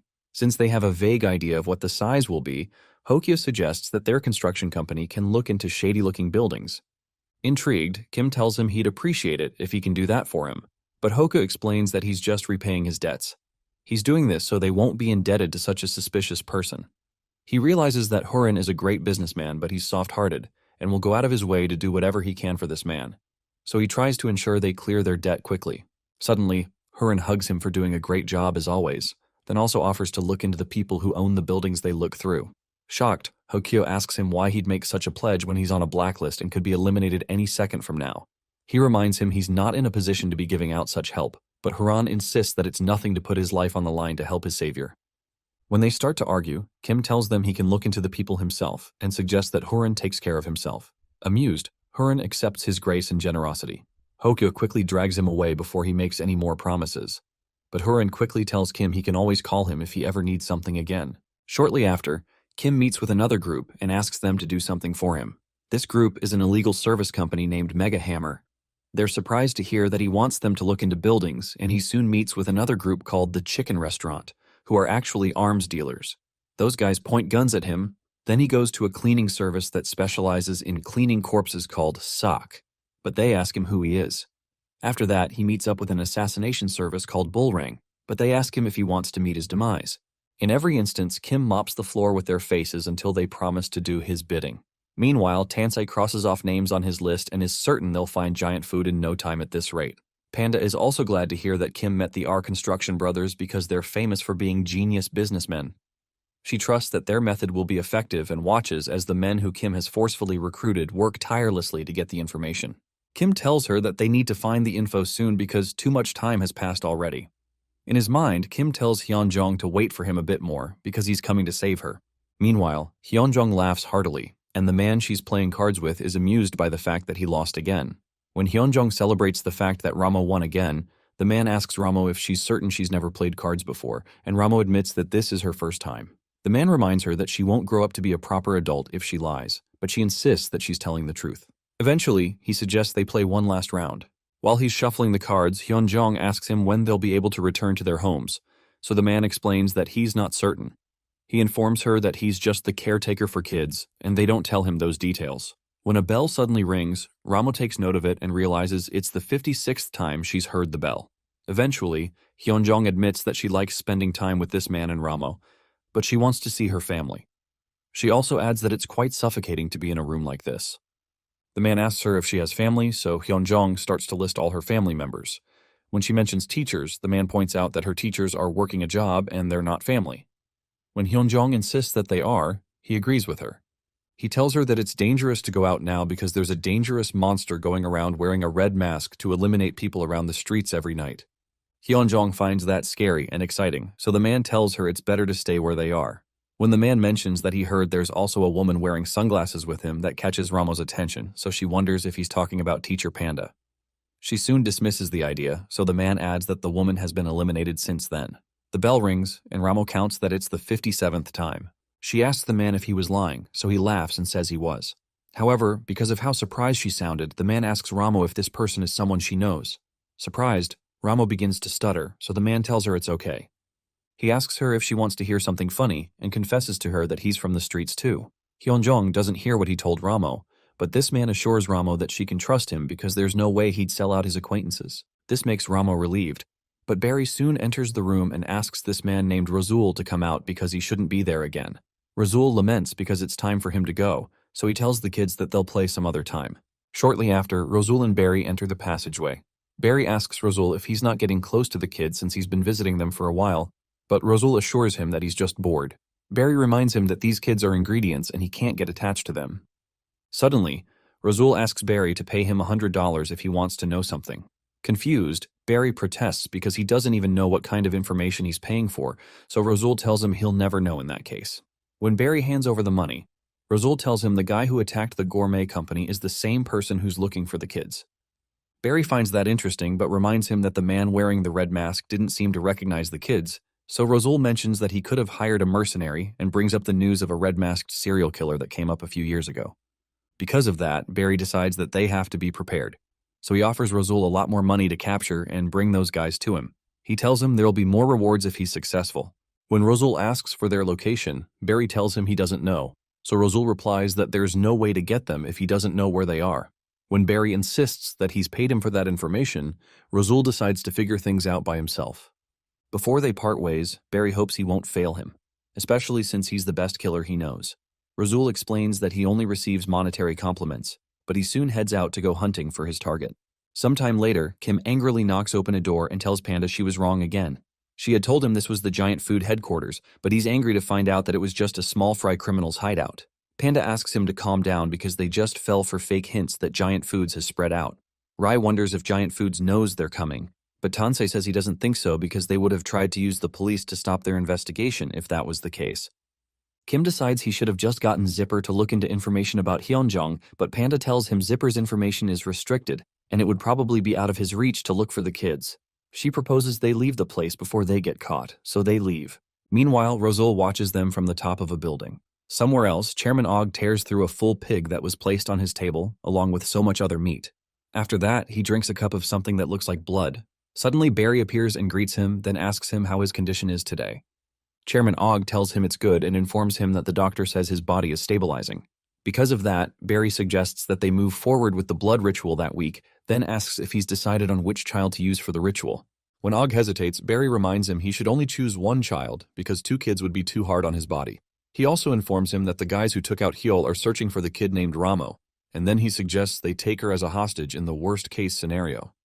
Eventually, Og chooses one of the kids. Meanwhile, the group keeps following the leads they've gotten, and Tansei mentions that there are only 2 places left that might be the headquarters based on their investigation. One of them is a company called EveryPad that manufactures displays, and another is a big company that produces mineral water called Mineral Mountain. He believes one of the 2 is a cover-up company that should be Giant Foods HQ. Kim mentions that Mineral Mountain sounds suspicious, especially since they have such a large building from just selling water. He wonders why they're selling water in the first place, so he's told that the rebel forces contaminated all the water around Blue Moon during the war. From that time, all citizens had to buy water to drink, and Mineral Mountain succeeded and made it big since they jumped into the business first. Tansei admits that he doesn't know why the guys at R Construction put this huge company on the list. However, he informs them that Mineral Mountain and EveryPad are located in the same place.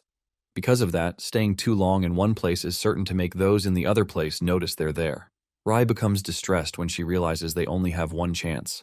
Suddenly, they hear someone's voice telling them not to think too deeply because they're both the headquarters for Giant Food. It turns out to be Razul, who explains that Chairman Og likes rhinos, so he purposely built the 2 buildings together in the form of a rhino. He jokes that it doesn't resemble a rhino at all, so Kim asks him who he is. Amused, Razul tells them his name and adds that most people call him Purple. Kim looks confused, but Tansei is shocked when he sees the purple necklace around Razul's neck. Panda is equally shocked, so she tells Kim that they need to get out of here immediately. However, Kim asks Razul if he knows something about the Giant Food headquarters, but Razul just jumps down to meet them and admits that he does because he's the assassin Chairman Og sent to eliminate them. Razul immediately brings out a card, which surprises Kim, but our guy quickly jumps to punch the smug look off his face. Suddenly, Kim notices his upper body has been separated from his lower half, and it seems Razul had sliced him with the card. Razul counts that he's taken one down, but Panda shows up behind him to attack. She kicks him in the back of the head, but he doesn't budge. He tells her he senses her movements and asks if she's also an assassin. It turns out that he cushioned her hit with a card behind his back, and he tells her that she's slower than his hands.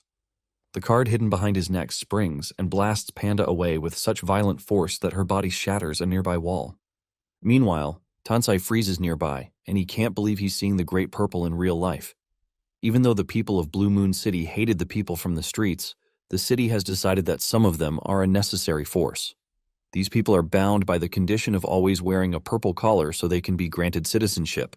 There's a rumor that among the purple people, those who are chosen for their battle skills are employed as diplomatic mercenaries. Suddenly, Razul calls out to Tansai and tells him he's cosplaying as a police officer. Tansai almost screams out when he realizes he's been found out, but Razul throws some cards at him and tells him to come out. Razul controls the cards to push him out and pin him down, so he tells him to stay like that for a bit because it'll be troublesome for him to eliminate a real officer. Tansai gladly agrees to stay pinned down and is relieved he wasn't eliminated. Meanwhile, Rai calls Tansai an idiot, but Razul approaches her, and she becomes afraid. When she sees him coming towards her, she activates her superpower to fight against him. Suddenly, Razul closes the distance and excitedly tells Rai that she looks like Ramo. Then he asks if they're sisters. Confused, Rai loses her composure and asks him if he knows Ramo, so Razul tells her he knows Ramo well. When he sticks his hand in his shirt to bring out something, Rai cringes because she's expecting him to launch an attack, but he just brings out a rose and states that he's besties with Ramo. He hands her the rose, and Rai is confused for a minute. Later, Razul asks her if she's Ramo's elder sister, then mentions that he's heard a lot about her, especially that she's a top student majoring in fashion. He also says he heard she's beautiful, but confesses that he thinks Ramo looks cuter. He wonders what to do, especially because he doesn't want Ramo to hate him, so he decides to reconsider eliminating his bestie's family. However, he decides to go ahead with it and assures her that he'll send Ramo over to her soon enough. He brings out his card, and with one swift movement, Kim's head is cut off. In a flashback to a day in the life of the Kim family, Kim rushes to Soyeon's side after she had a nightmare. He soon carries her to calm her down while she tells him about her nightmare. But Hyunjong soon enters. Hyunjong suddenly starts to climb on Kim, and when he asks her what she's doing, she says she wants to climb on him like bugs on branches. Back in the present, a head drops after Razul promises to send Ramo to come meet her, but it turns out to be Kim's. Kim had rushed in front of the girl before Razul could attack her, and Razul wonders if Kim is a red-light street mercenary. When Rai sees Kim hold his own head, she screams in horror, but he reminds her that he told her not to come and that she'd just get in the way. He soon puts his head back on, so Razul commends his amazing skill joining back his head. He comments that Kim is immortal because he's never heard of someone with a superpower that lets them regenerate this fast. Nearby, Panda comes out with bruises and prepares to fight the purple-collared dog. She rushes at him from behind, but Razul knocks her away with another one of his cards. She's launched on her back again, and Razul wonders how he can even defeat this kind of guy. Eventually, Kim decides to attack him again, but Razul slices him into many pieces. His plan is to keep eliminating him until he loses his ability to regenerate. However, Kim's body immediately joins back together, but Razul cuts him down into smaller pieces. Rai watches in horror as Kim's body is littered around the place. Eventually, Razul asks him if he really thinks he can rescue Ramo since he's this weak and asks if he's not underestimating Blue Moon City. He confesses that he was expecting someone stronger when he heard some rascal wearing a red mask was going around eliminating subcontractors. He hoped to get more fun out of this and wishes they were stronger. Meanwhile, Rai realizes Kim can't regenerate properly because he was continuously cut, so she decides to buy him some time. She asks Razul what he meant by saying he'll send Ramo to her soon and asks if he's going to eliminate her. Razul asks if they don't know, and he decides to explain why giant food is holding Ramo captive. He explains that Ramo is an ingredient. Apparently, Chairman Og has had cancer for a while and he's over 100 years old. With Blue Moon City's medical capabilities, cancer shouldn't be a problem, but regular medical methods aren't working on him, and it could be because of his superpower. Apparently, Chairman Og is one of the heroes who stopped the rebellion in the past. In order to stop the growing cancer, he's been growing physically and has been searching for more stimulating food in order to withstand the pain of the cancer. While on a downward spiral, a genius scientist suddenly showed up with a treatment idea. He suggested they find a girl who matches at least 90% of the substance components in a vial, and he'll make the medication. Chairman Og used his power and influence to find the girl who matches, but he couldn't find a good match. But they eventually stumbled upon two girls from the streets who turned out to be a match. One of those girls will be drained of their blood and left to die. Rai can't believe her ears, but Rosul adds that Chairman Og can also make a snack out of the girl since he even eats people these days. After answering her question, he tells her that it's his gift to her before her demise. Annoyed, Rai tells him they'll not let this happen and assures him they're going to ensure he doesn't harm Ramo or Hyunjong at all. This amuses Rosul, but this gives Kim enough time to regenerate, and he tells Rosul that he'll chop him up just like he did him if there's even a scratch on the girls. His continual resurrection annoys Rosul, who moves in to slice him up with a card but notices his card gets lodged in Kim's jacket. Rosul wonders how he was able to block the attack, but Kim tells him not to stop playing around with cards and rushes at him with a punch. Immediately, Rosul deploys some cards to block this attack, but he still gets a face full of fist. The hit knocks the light out of his eyes and blood spurts out of his mouth. The force of the punch throws him back and shatters the wall he slams against.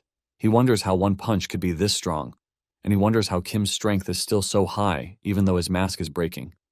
Before he can get up, Kim jumps right over him and tries to stomp him, but Rosul quickly jumps out of the way. Rosul hangs on a wall and tells Kim to stop trying to scam him because it's going to be hard for him to win if Kim's regeneration rate is this efficient. What he doesn't realize is that Panda has activated her matter solidification technique, causing his hand to sink into the wall he's resting on. She buries his hand in the wall and tells him he can just decide to lose if he can't win. This amuses Rosul, but Kim doesn't waste time and rushes at him again. Kim smashes into the building, but Rosul forcefully breaks his own hand and climbs the building. He tells them he won't die here and asks them if he looks like someone who would die like an NPC. He tells them to pay attention and shows them a Joker card that's going to do God's work. In another flashback to a day in the life of the Kim family, Hyunjong wakes up and tells everyone she loves them like she always does. She tells Hajin she loves him, but he replies nonchalantly. Surprised, Hyunjong looks him dead in the eye and asks if he doesn't love her, so he becomes tense and tells her he loves her. This makes her happy, so she hugs him. In the present, Rosul throws the Joker card at them, and it lands in their midst. For a moment, nothing happens, and Panda becomes confused when nothing happens.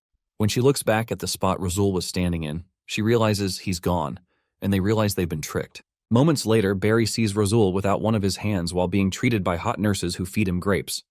Barry demands to know what on earth he's doing, and Rosul jokes that there's nothing wrong with hanging out with some ladies.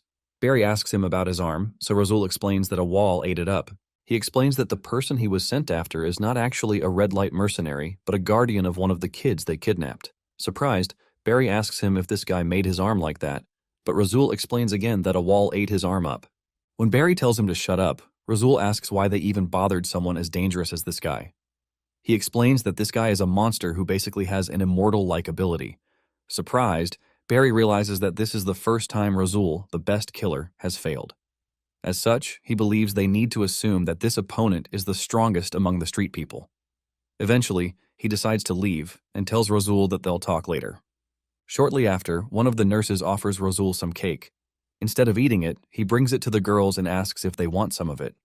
Suddenly, he hears Ramo shouting because one of the guards covered Hyunjong with a mask and is carrying her outside. The guard stopping Ramo pushes her to the ground and warns her to stay put if she doesn't want to get hurt.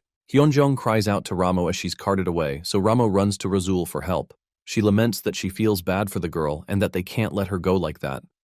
She begs him to bring her back because she knows they're going to harm her. But Rosul doesn't say anything. She soon falls to the ground and begs that he help her but doesn't get a reply from him. Meanwhile, Kim runs through the streets and destroys roads while rushing toward the giant food headquarters. Panda runs behind him, and when one of the drivers tries to see what just happened, Panda melts a part of his car door so she can borrow his car. She throws him on the ground while she, Rai, and Tansai quickly get in. When they drive off, Rai asks why Kim is running like that, so Panda explains that he's angry because he feels like his kid is in danger. She explains that this was how he was when she first met him, and adds that it's a miracle he was so calm till now. Meanwhile, Kim keeps running with Hyunjong's name on his lips. In a flashback, the principal commends him for cold medicine for Soyeon. While they walk, Kim suddenly trips and falls. It turns out to be Hyunjong, who was begging by the roadside at the time. Kim asks her why she did that, but she laughs and begs him to give her a little of what's in the bag because she thought it was food. Kim explains that he doesn't have money, so he tries to give her whatever he has on him. However, the principal tells Hyunjong that they don't have anything on them right now and tells Kim to follow him. Confused, Kim asks the principal how he can just leave a little kid who came out of the streets to ask them for help. The principal tells him her parents probably ordered her to do so, and he tells him it's a common method these days. It surprises Kim that parents would ask their children to beg, so the principal replies that it's the slums, and people are more inclined to help kids, so they came up with that strategy. However, the principal agrees that this situation is problematic. Even if they gave the kids something, it would be quickly stolen by the animalistic people around her. The principal confesses that it bothers him a bit. Later that evening, a man calls Hyunjong a worthless B-word because her plate is empty, then slaps her. He asks her why she didn't bring anything in after being out for the whole day, and he curses at her and asks if it's hard for her to just beg.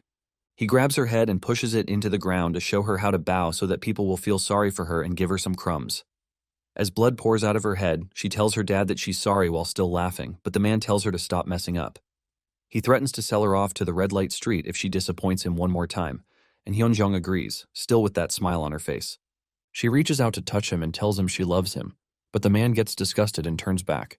In anger, he wonders why she was even born, so he suggests they just die together since she's pissing him off so much. Suddenly, the man's face is smashed through the wooden wall by the principal, who says that he finds it hard to believe that an angel like this was born from a devil like him. The principal lifts him off the ground and reminds him that it's mandatory for a parent to take care of their children and help them grow while staying by their side. It hurts the principal so much that tears start to fall from his eyes, and he tells the man parents don't look down on their children and order them around like he does. To give him a taste of his own medicine, the principal gives him a good beating. Concerning Hyunjong's secret, it's a known fact that babies cry when born. To receive love, they also instinctively know how to smile, and that's why Hyunjong is always smiling. She smiles when she's having fun, when she's happy, when she's hurting, and when she's suffering. The principal beats up Hyunjong's father to a pulp until the man starts to plead for mercy. The man begs him to stop, but the principal continues punching him until his hand is bloody. He tells the man that if he didn't come, he would never stop what he was doing. Suddenly, Hyunjong grabs the principal and begs him not to hurt her dad. Immediately, the principal promises not to lay a hand on her father again on one condition. Shortly after, the principal takes Hyunjong with him. While they're walking, Kim tells the principal that he understands why he chose to do this, but he asks if it's really okay to separate children from their parents. The principal replies that there's no direct answer to that, but he promises to at least do whatever he can to make sure this child doesn't regret coming with them. Even though they're not blood-related, he believes they're family if their hearts care for each other. In the present, Chairman Og and Barry welcome Professor Nogel. The professor asks Chairman Og if he's been doing well, but Og replies that he's as tired as usual. However, the doctor assures him that today marks the end of that and he can soon return to being the city's hero. Nogel turns to Hyunjong and tells her it's been a while since he's seen her too. Nearby, Hyunjong sits with a smile on her face and greets the doctor. The doctor pats her head and notes that she seems to be in great shape because of her bright smile. Immediately, he tells her she'll serve as a good medical ingredient. Moments later, Barry asks Professor Nogel to speed up the procedure. The professor opens his briefcase and proceeds to give Hyunjong a shot. Once they're done, he tells them that they're finished, and Barry is surprised that it happened so quickly. He asks if that's all, and Nogel replies that Hyunjong is now a medical ingredient. He explains that she must be consumed within 30 minutes after breakfast and again within 30 minutes after dinner. He adds that the chairman can have around half of her after breakfast and the other half after dinner. Even though he could drain her blood to make the medication into liquid, that would take some time. Also, since Chairman Og has a taste for human flesh, he felt this would be a better method. Excited, the chairman asks if he can eat the girl immediately since he's already had breakfast recently. However, Nogel explains that he'd have to wait for at least 10 minutes for the injection to take effect. He sets a timer for 10 minutes, so Og decides to wait. Suddenly, they hear someone shout Og's name, and the person tells him to come out immediately. Barry wonders who on earth is shouting, so he radios the guards to know what's going on. One of the guards tells him that some monster is destroying things in the lobby, and Barry is surprised to hear the voice came all the way from there. Kim's voice suddenly sounds again to tell Hyunjong he's here, and she smiles when she recognizes him. She screams out to let him know she's on the top floor, and Kim picks her voice from the radio. Barry immediately tells him they have his kid, so Kim tells Hyunjong he's coming to get her. Amused, Barry tells him he's looking down on their big company because he has to make an appointment to meet them, but Kim tells him he sounds like an imbecile, just like Chairman Hyul. This statement annoys Chairman Og, so he tells Barry to tell the guy to come here. Barry tries to protest, but the chairman insists that Hyul gave him strength when he was suffering from cancer, so he must avenge him personally. He asks Barry if he's underestimating him, so Barry has no choice but to agree. Eventually, Barry tells Kim to enter the elevator in front of him, but he warns him that he's going to meet all their forces on his way up and he may not make it to them. He assures him that he'll get to meet Chairman Og and his kid if he can make it up there. Barry tells him he hopes his skills are enough, but Kim doesn't listen and enters the elevator. When he reaches the fourth floor, several men rush at him with swords, demanding to know how he can have the balls to defy this nation's hero. They stab him, but they end up being the ones who bleed. Shortly after, Kim gets to the fifth floor. In another flashback to a day in the life of the Kim family, Soyeon trembles because of a thunderstorm. Hyunjong asks her if she's scared of thunder, so Soyeon explains that she is, and that teacher Kim isn't here to read her a book like he usually does. Hyunjong offers to read to her, but when she picks up the book, she realizes she can't read. While going through the halls, the principal overhears someone reading a story. When he peeks in, he finds Maru reading a story to the rest of the kids, and that makes him laugh. Sometime later, Kim reaches the 52nd floor, and Barry wonders how this is happening and why the elevator just keeps moving up. He radios the guards and asks how they can dare call themselves workers of giant food with terrible skills like this. Meanwhile, on the 59th floor, the chairman of the Special Guard Force assures him that they'll stop Kim at the 59th floor. The chairman tells his team of superhumans to attack Kim with full force the moment the door opens because he'll reach Og if they can't stop him on this floor. The 59th floor is the last floor before the one Chairman Og stays in. The skilled and powerful guards waiting on the 59th floor are confident they'll be able to stop this guy. But the man who later shows up in front of them is far beyond their expectations. His body glows with the red shine of the blood of the guards he had taken out, and his aura shows they'll also meet the same fate. The chairman of the Special Guards feels by instinct that they would lose even if they combined all their strength. Instead, the chairman lets him go to the next floor and tells Barry that they can't win. He explains that the opponent gave off such a fearful aura that it broke the spirits of men even willing to put their lives on the line.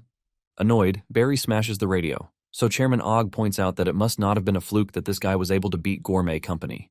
He decides that it is Kim's fate to battle him, and Kim soon shows up on the 60th floor. Instantly, Kim kicks the elevator door open and enters the floor to fight the chairman.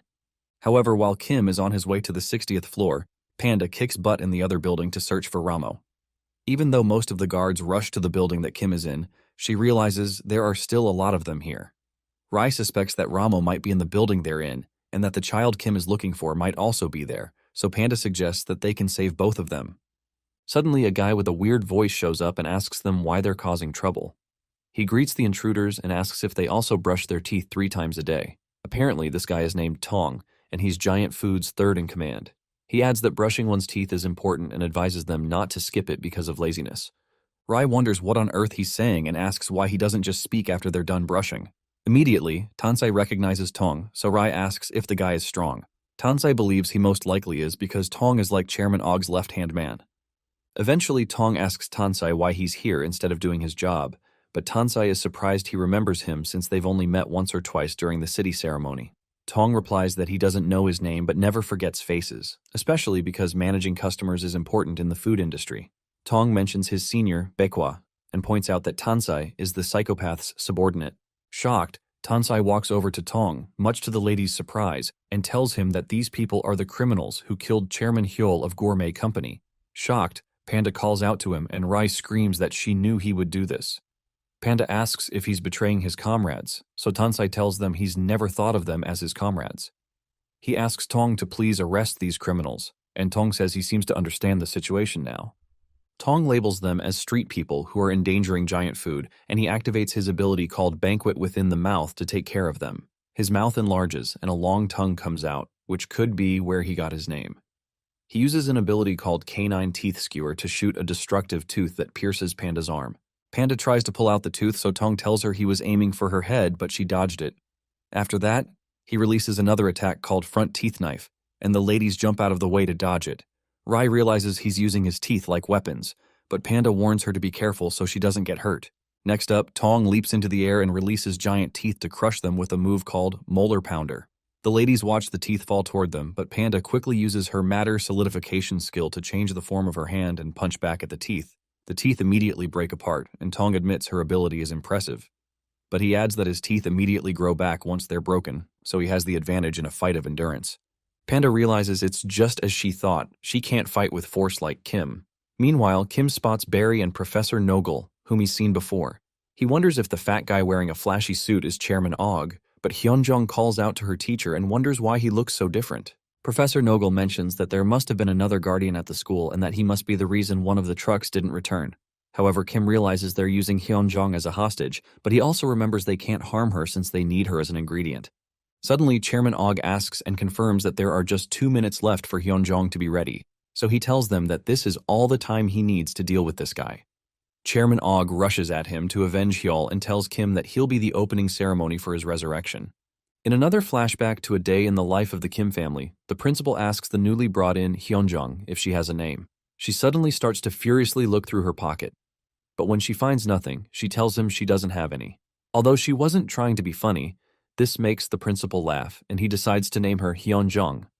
Surprised, Hyunjung checks his hand and notices he's not holding this name he's talking about, so she asks him if he can give her the Hyunjung he's referring to. Amused, Kim tells her that a name isn't an item. In the present, Chairman Og rushes toward Kim, but Kim calls his name and tells him he's responsible for kidnapping children, so he won't forgive him. He assures him that he'll send him over to his beloved Hyol.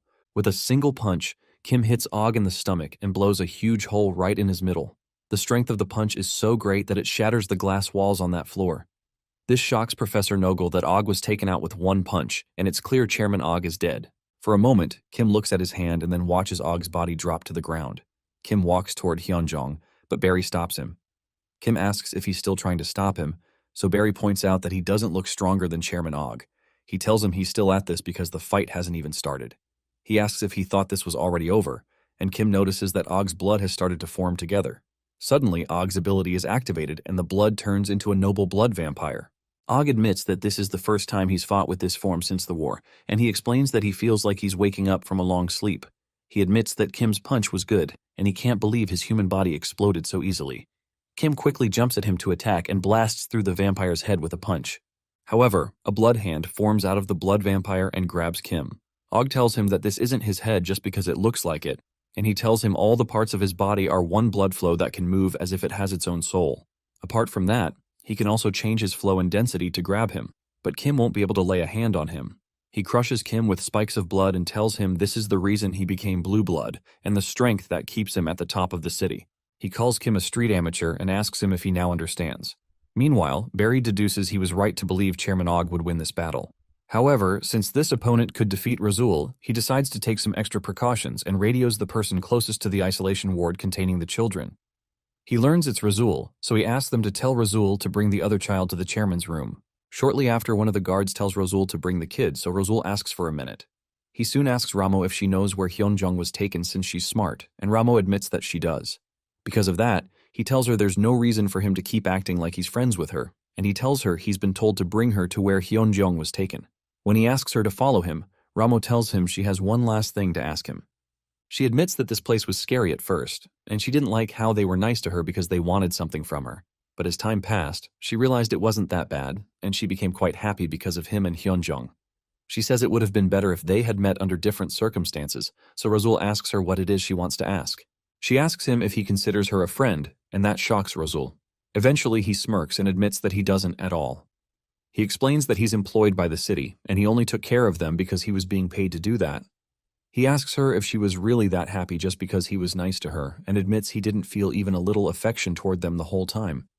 He calls her an imbecile, and suddenly Razul's body is shocked by some energy. After he falls, he demands to know what she's done to him, but she tells him she's the one who eliminated Hyunjung. Confused, Razul asks her what she means by that, so Ramo says she may have been able to save Hyunjung.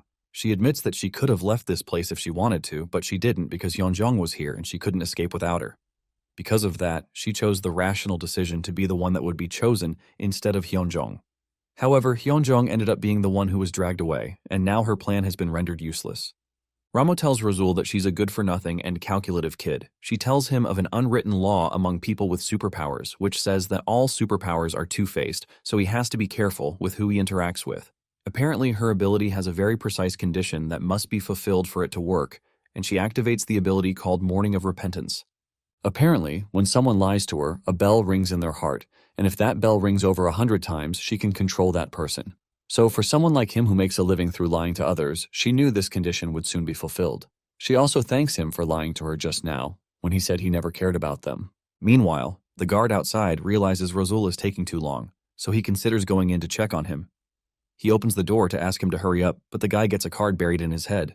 Shortly after, Razul walks out with the bird from Ramos' power on his shoulder, and with her by his side. In a flashback to a day in the life of the Kim family, they decide to learn self-defense. Hajin offers to teach Hyunjung how to evade an enemy and how to dodge an enemy's attack by observing his shoulders. He tells her to try it, but she just stands there until he hits the stick on her head. Surprised, he asks her why she doesn't dodge, so she explains that her dad said not to dodge or block when he hits her. Another kid passing deduces that Hajin is bothering Hyunjong, so she slams her elbow into his stomach, but his shoulder-watching tips don't pay off this time. When the girl takes Hyunjong away, Hajin realizes he didn't see her punch coming. In the present, Kim, Hyunjong, and Chairman Og are in the higher building, but Ramo, Rozul, Panda, Tong, and Tansai are in the other one. In the higher building, Kim's body continues to heal from the attacks he receives. Og applauds the fact that he's still alive, even though he's fighting against him, but Kim tells him he has a body that can't die even when he wants to. Confused, Og laughs and tells him he seems to misunderstand something. He asks him if he thinks he's immortal, then tells him that a certain person isn't someone who would give a mere human the gift of immortality. Kim wonders who he's talking about, so Og tells him he's referring to the person who gives everyone a superpower. Og admits that the person must have taken a liking to him because he gave him a very good superpower. Suddenly, Kim's body starts to melt from within, and Og mentions that what he did is starting to take effect. He informs him that he injected some of his blood into him when he grabbed him before. The pain makes Kim collapse to the ground as his body continues to melt. Og explains his blood functions like a digestive acid, and it could be because he likes eating so much. He tells Kim he'll probably melt to death first, no matter how good his regeneration is. Suddenly, Kim tears open his skin and pours out Og's blood from his body. He tells Og he's removed his blood, so Og admits he's tough and understands why he'd consider himself immortal. Annoyed, Kim wishes he could get another insta-freezer to throw this guy into since he's liquid. But he soon remembers Og is a hero of the war, and something so simple wouldn't work on him. It annoys him, but he admits to himself that there's no way to beat him right now. Suddenly, Nogel tells Og that the time has stopped for some time, so he can take his medicine whenever he wants. Og soon remembers and explains he forgot because his opponent was working so hard to fight back. Since the fight takes a while, Og reaches out to take the girl first before he continues. Before he can reach her, she disappears out of sight to their shock. It turns out to be Kim who had rushed in to carry her with him. Still surprised, Barry wonders how Kim could move at such ridiculous speeds because it was hard to see his movements. He doesn't think Kim was holding back before, so he believes it's probably his will to save the girl that grew so strong that he felt a rush of adrenaline and speed. However, this annoys Og, who claims that Kim has taken his medicine. Kim realizes that revenge isn't important right now, and he needs to get Hyunjong to a safe place for now. He wonders where he can put her, and quickly spots a door that leads to stairs. Immediately, he heads for the stairs and breaks through the door. Once inside, he looks down and figures out that the stairs should lead them to the first floor. Behind him, Og rushes toward him so he doesn't get away. Kim quickly drops Hyunjong and tells her to move ahead while he stays there to buy some time. He assures her she can do this because she's strong, so she watches him until he jumps back to face Og. He pretends to try to punch him but stomps on the ground and breaks it, so they both fall into the lower floor. Barry rushes to help the chairman, while Nogel remains amused because of how much bigger the scale of the fight is getting. Since he has nothing to do here, he decides to take his leave and wishes them good luck. Meanwhile, the chairman of the Special Forces hears the fierce fight going on upstairs and confirms that they wouldn't have been able to take that guy on. However, he's surprised that the guy is able to fight against Chairman Og for this long. Suddenly, the chairman and Kim fall through the roof, so the men run away to avoid getting crushed by the ceiling. After the collapse, Og promises to destroy Kim for stealing his medicine and for destroying his building. Meanwhile, Kim decides to destroy this building to bury Og under all the rubble temporarily, since he can't damage him. He throws a pillar through his head to buy more time and continues by breaking the ground underneath them again. Eventually, Og becomes angry that he's been pushed around by a mere street thug. He believes this fight would have been over a long time ago if he had taken his medicine and healed to his full capacity. He quickly tells Barry to change their defense plan and tells him to release the blood. Barry receives the instruction, and Kim wonders what this fool who keeps watching them without engaging in a fight is going to do.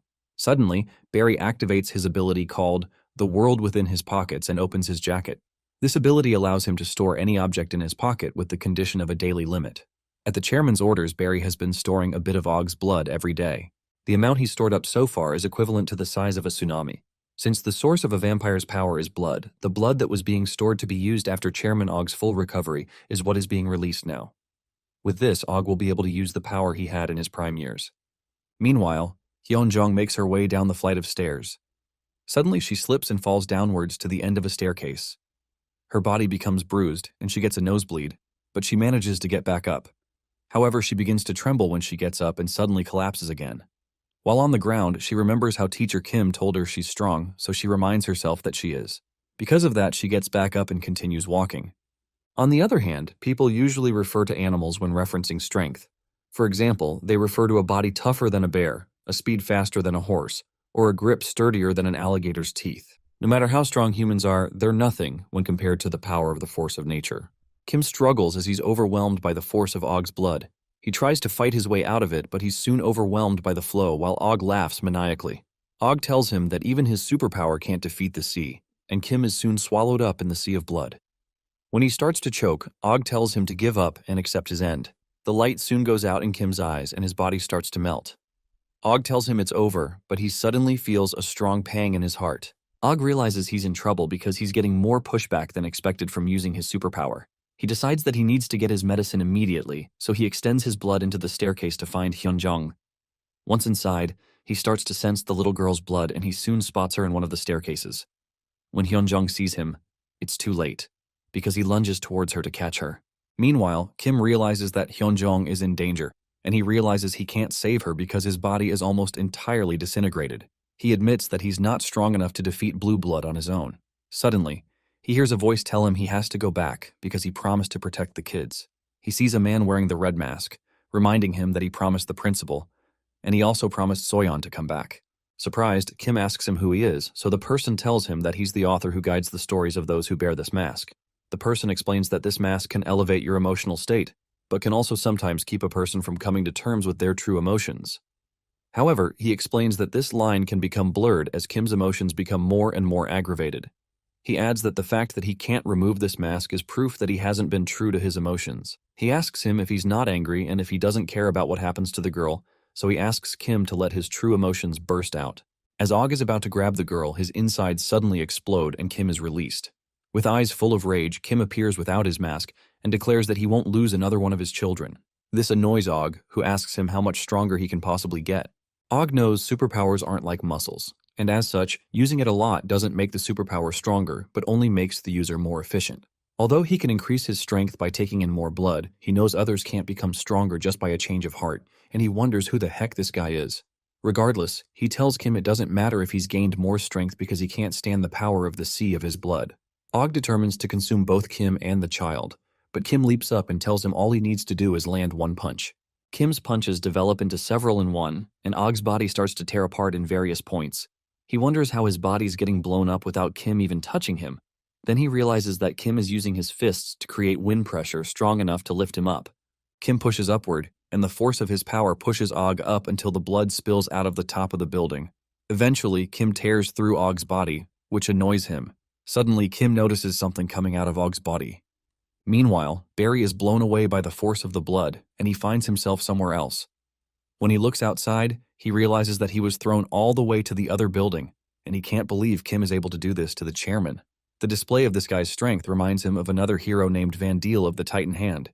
If this person is as strong as Van Deel, then that would mean Og is in danger, and he'd have to help him out quickly. However, he wonders if he can really do anything against such an opponent, but suddenly hears a nearby guard scream in pain.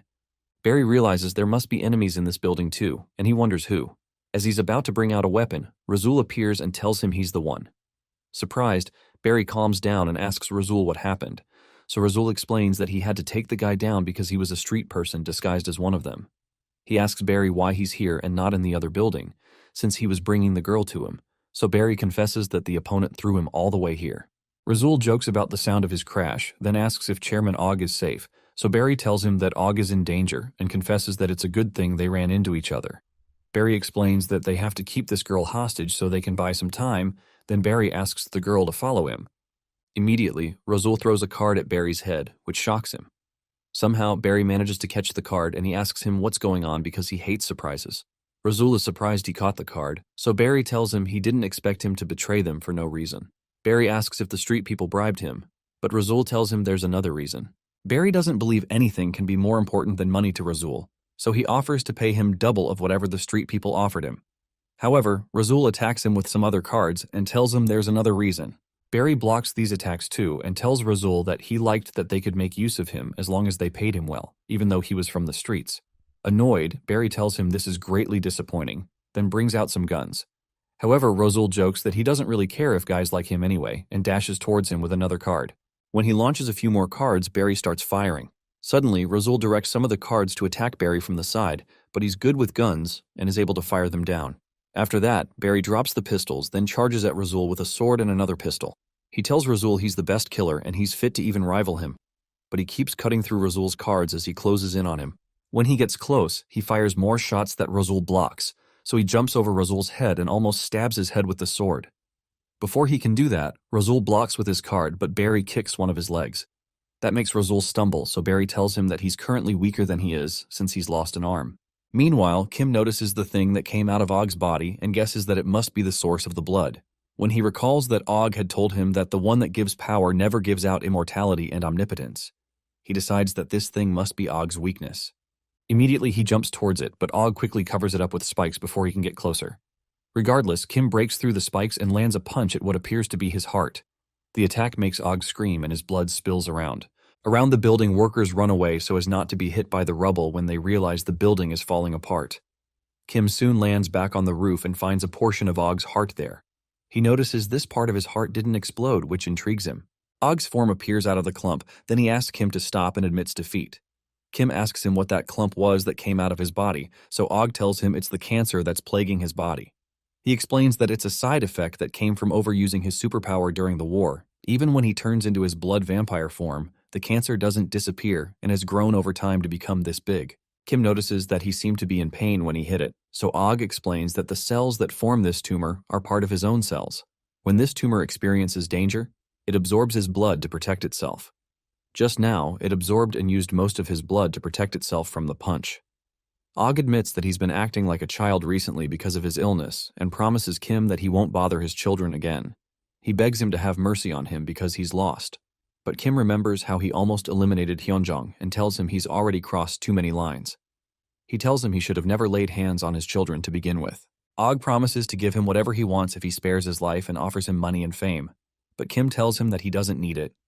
He jumps towards Og to finish him and assures him he can get whatever he needs with his fist. With one punch, he smashes into Og's body, and Og fades away in painful agony. Meanwhile, Razul hides behind a wall while Barry shoots at him. Barry tells him to surrender and come out because he can't defeat him. He tells him he knows all his tricks, but he can't know all the things he's stored up. When Razul sees Barry has dropped a grenade by his side, he jumps out of the way but gets knocked down by the explosion. Barry closes in on him and explains that his heart card chases his opponent. The club deflects attacks, and the spade cards are for slicing.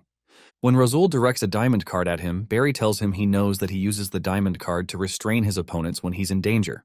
However, Barry quickly blocks the attack with a shield. When Razul sends a joker card next, Barry catches it and says he uses his joker card, which has no ability, as a decoy to distract his opponent. Suddenly, Razul starts to cough out blood, and he realizes he's not recovered from his last fight. When Barry closes in on him, he asks him if he has any last words as a courtesy because of the respect he has for him. Razul mumbles something inaudible, and when Barry asks him what he's saying, Razul smiles and tells him that everything he told him about the abilities of the cards is a lie. Apparently, every card can be used for every kind of ability. Suddenly, the cards Barry blocked come flying towards him, and Barry starts firing again. However, the bullets are deflected off them. Annoyed, Barry opens his jacket and activates his ability to take them all in. However, he suddenly notices that his body can't move, and he notices a card beneath his feet. He wonders when Razul slipped the card under his feet, so Razul reminds Barry that he's the best assassin he knows. Annoyed, Barry screams out his name, but he's soon stabbed by the cards coming at him. Barry falls to the ground in a pool of his blood, and he wonders how Razul could have kept so many secrets from him even though they spent so much time together. Razul admits that he wouldn't waste his time telling his secrets to a grown man with a beard. He eventually tells Barry he wasn't completely wrong because each card suit does have a designated ability, but he can switch their abilities every 10 seconds. And he lied about that. Barry calls him a bastard but admits that he always liked that about him. Razul walks away and tells Barry that he hopes he's born as a curvy, beautiful woman in his next life. When Razul shows up, Ramo commends his good work, so he asks her if she was just hiding the whole time. She admits that she's weak and would have gotten in his way if she did anything. She also tells him she knew that he'd win. That makes Razul blush because compliments from girls are the best, but Ramo wonders what's wrong with him. When Razul asks her to help him out because he's hurt, she tells him she won't because of what he just said. Suddenly, Rai enters and finds Ramo. The sisters run towards each other in excitement, but Rai jumps to kick Razul in the face instead of hugging Ramo. She quickly drags Ramo away and asks her why she's hanging around with such a dangerous bastard. Ramo tells her sister it's okay because Razul isn't such a bad person, even though he looks like a pervert. Rai tells her that he tried to unalive her, and when Ramo asks, Razul admits that he doesn't have any excuse for that. Eventually, Ramo tells Rai that she used her ability on Razul, so he's an ally now. Suddenly, Panda asks Razul how he's able to eliminate people since the purple collar around his neck is supposed to prevent that. Razul says the collar is probably malfunctioning, but admits that he likes that. Panda realizes that Ramo's ability must have caused this, which means it's beyond simple brainwashing, but it's more like the person will carry out whatever she desires. She realizes this ability is top class and might be one of the best in the world. She realizes why Handsome considers these two girls important. Since they're all reunited, Razul suggests they all get out of here and suggests they go get Hyunjung if she's still alive and escape discreetly. He points out that there's a dangerous guy named Tong here, so Rai mentions that Teacher Panda already took care of Tong. That surprises Razul because she was weaker than Tong when he fought her, so he wonders if she has some kind of hidden ability. He also wonders if she also tends to hold back and not use 100% of her skills like he usually does. Suddenly, Tansei shows up and admits that he had a big role to play at the end of the fight when they were fighting with Tong. Panda agrees that Tansei helped a lot, so Ramo greets him and believes he's Panda's colleague. However, Rai tells Tansei to cut the crap and accuses him of turning on Tong near the end because he realized that Teacher Panda was winning. She calls him a filthy double crosser, but Tansei insists he was pretending to betray them as part of his bigger plan. Rai calls him a sad excuse of a human and claims he deserves to live out the rest of his life being controlled by Ramo's ability, so Tansei immediately apologizes for his actions even though he doesn't know what Ramo's ability is. Panda notices that cops are surrounding them and mentions that this is the reason she wanted them to be discreet. Meanwhile, Razul is surprised that Panda is hiding from the cops because he thought she was one. Shortly after, Rai notes that the other building seems to have quieted down and she wonders if Kim was able to save Hyunjung. On the ground, the senior police from before learns that one of his subordinates caught a criminal. It turns out to be Kim, who had turned himself in because he killed Chairman Og. The others are shocked to see it and they wonder why on earth Kim would turn himself in. In a flashback to a short while ago, the being in charge of the Red Mask tells Kim that he surpassed his expectations by defeating 2 Blue Bloods. When he points out that Kim won't be able to hide his presence in the city, Kim says it doesn't matter because this will serve as a warning to everyone else holding his children captive. The being tells Kim that he's a good person despite his methods being aggressive. Because they won't get a chance to meet again, he decides to give him a present and informs him that 2 of his kids are imprisoned in the city's jail. That surprises Kim and he asks him how he knows that, so the guy tells him he's a spirit. Kim asks him to tell him where the other kids are, but the spirit tells him to take things slow because he'll find the other kids eventually. The spirit finds it odd that Kim didn't even make a remark about the fact that he said he's a spirit. The spirit points out that he's surrounded by the police, so he asks him to stay still just in case he can find a clue in jail. Shortly after, Hyunjung gets her bruises bandaged up by Ramo. Ramo assures her that her legs will heal soon if she doesn't push herself, and Tansei finds her bandaging skills quite good. Rai jokes that Ramo is good at everything except fist fighting, so Tansei retorts that she's better than her older sister who is good at nothing, so Rai contemplates taking his life. Eventually, Razul asks why the Red Mask guy left the kid here and got himself arrested, so Zipper guesses it might be so they can sneak Hyunjung out safely without drawing attention. Panda replies that she believes he must have gone there because he found the location of the other children. She knows he pays attention to the opinion of others but usually acts on his own when it comes to the subject of his children. Razul replies that he'll probably be able to save the other children easily since Og is dead now, so he suggests they stay out of it since they've done their part. Suddenly, he asks Panda if she has a boyfriend, which surprises the girls. Ramo uses her powers to make him choke himself, which pleases Rai. Eventually, Panda replies that she knows Kim shouldn't have a problem saving the kids, but she can't just let him handle everything since they're friends. After Ramo lets him go, Razul asks Panda when people from the slum street and the fashion street got so close. He informs her of the unwritten rule of considering Blue Moon City, the next street, and even one street member's enemies to survive. He adds that Kim was also convicted to the highest degree, so he'll be sent to Crimson Prison, which has the city's toughest security, which means they can't help him. Suddenly, they hear a news report about how Kim has been transferred to the National Police Agency. The reporter mentions that the sad news of Chairman Og's death has caused many citizens to gather together in their grief. Outside the crime scene, the people throw things at Kim, curse him, and call him names. Moments later, he is interrogated by an agent who becomes angry that Kim won't tell him his name or even the name of his accomplice. The agent reminds Kim that he's not a citizen and he's at the risk of remaining in here with him forever. He asks Kim why he won't work with him since he turned himself in, then finally asks him if he's from the streets. Kim doesn't answer because of the ongoing war between the city and the streets. Eventually, the agent tells him he doesn't think he acted alone because Chairman Og can't be defeated by one person. Suddenly, Kim stands up and offers to show him how he eliminated him, which startles the man. Shocked, the man stops the operation and teleports out of there. Outside the interrogation room, the investigation team leader named Naspool tells the agent he realizes that the detained person is a dangerous person and is hard to control, so he decides that they'll end the investigation here. When the agent materializes, his subordinate jokes that he survived because of his ability to teleport, but the agent tells him to show some respect. Shortly after, Kim is told that the military will be mobilized if he does anything rash inside the room, so he's told to act properly. Meanwhile, Kim wonders why the guy got so sensitive when he was just trying to scare him a little for looking down on him. Moments later, Detective Aston runs into Naspool telling his men that the direction of this investigation will depend on whether their detainee identifies himself as a street person or not. Aston soon greets him and asks about the investigation. Naspool responds that the guy isn't cooperating and explains that even threatening didn't yield anything. Aston realizes he probably doesn't get scared easily, and Naspool reveals that his instincts tell him that this guy believes that it'll be okay no matter what happens. It's clear he's not a regular person since he was able to eliminate Chairman Og.